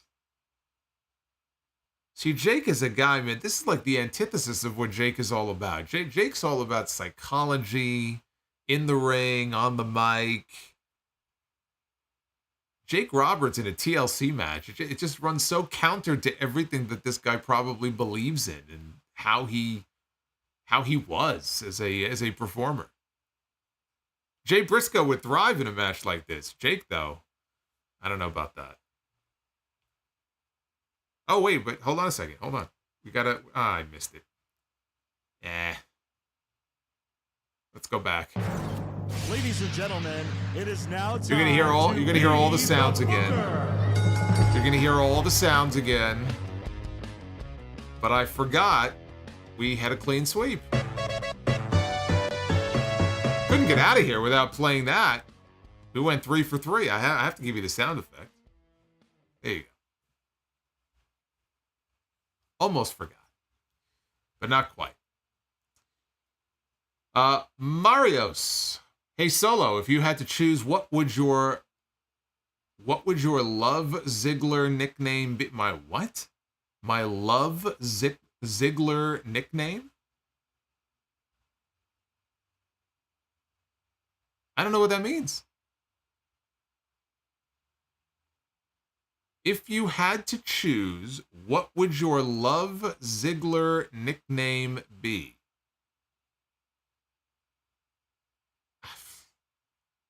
Solomonster. I guess. I don't know what that means. Marios, thank you, man, but I'm at a loss. I don't know. I'm confused.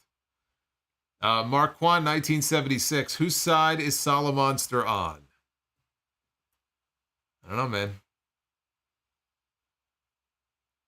You're just going to have to wait to see. Instead of letting Bobby Heenan spoil it for you.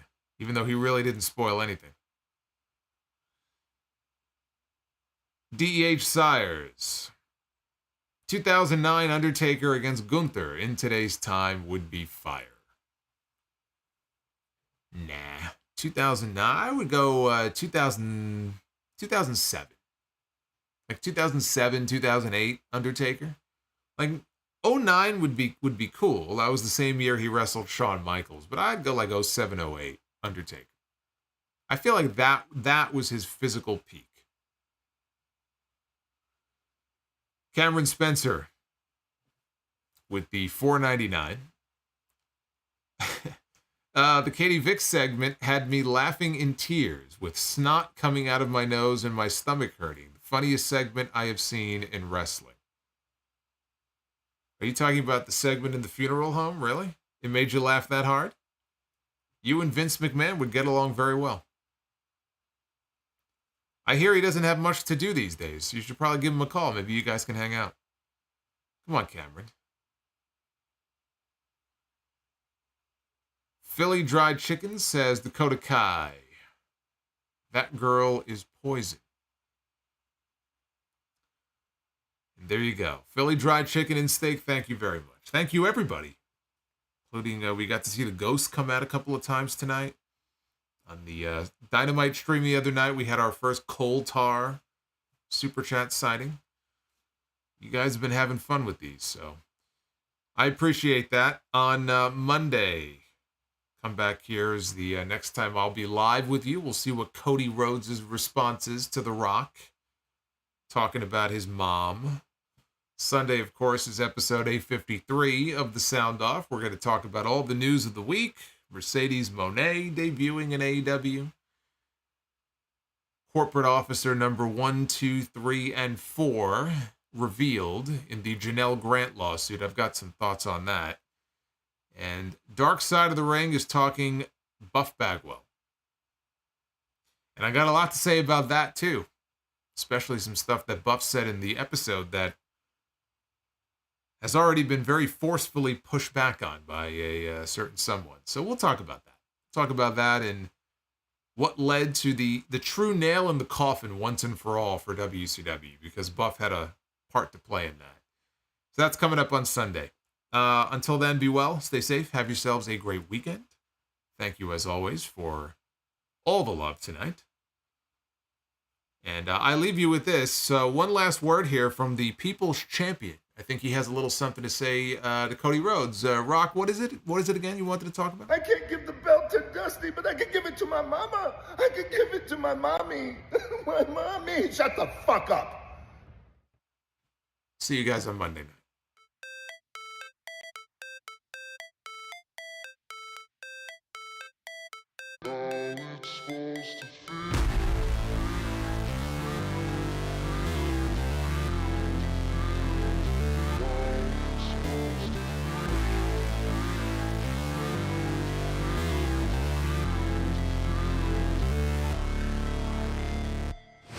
Never break, always fight, never quit, do it right, play the game, win it life, have no shame, there's no time, feel the pain, live the grind, I could change, in my mind, pick a lane, commit and climb, the only way to win it life, I never miss, that's fact, taking big swings, bitch, hand me the bat, put me in the ring, you'll go out in a bag, cause I sing what I mean and I bring it to the mad light, ain't got time to kill, I got time to feel, I took the red pill, I know life's short so I wanna live real, but how's it supposed to feel?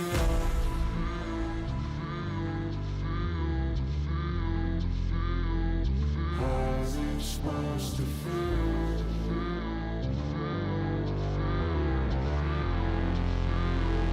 How's it supposed to feel?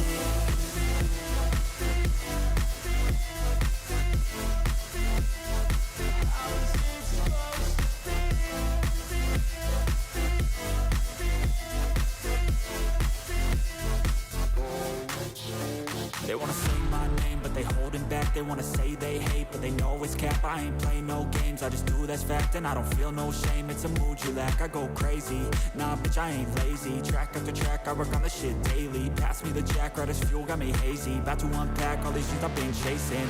I've got visions in my head, like memories after death. To be a legend instead of something you can forget. I'm living up every breath, I'd rather lead than be led. I'll fill the seats as I spread with every word that I've said.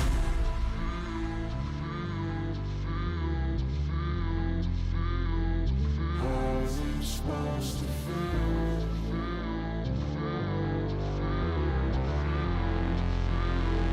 How's it supposed to feel?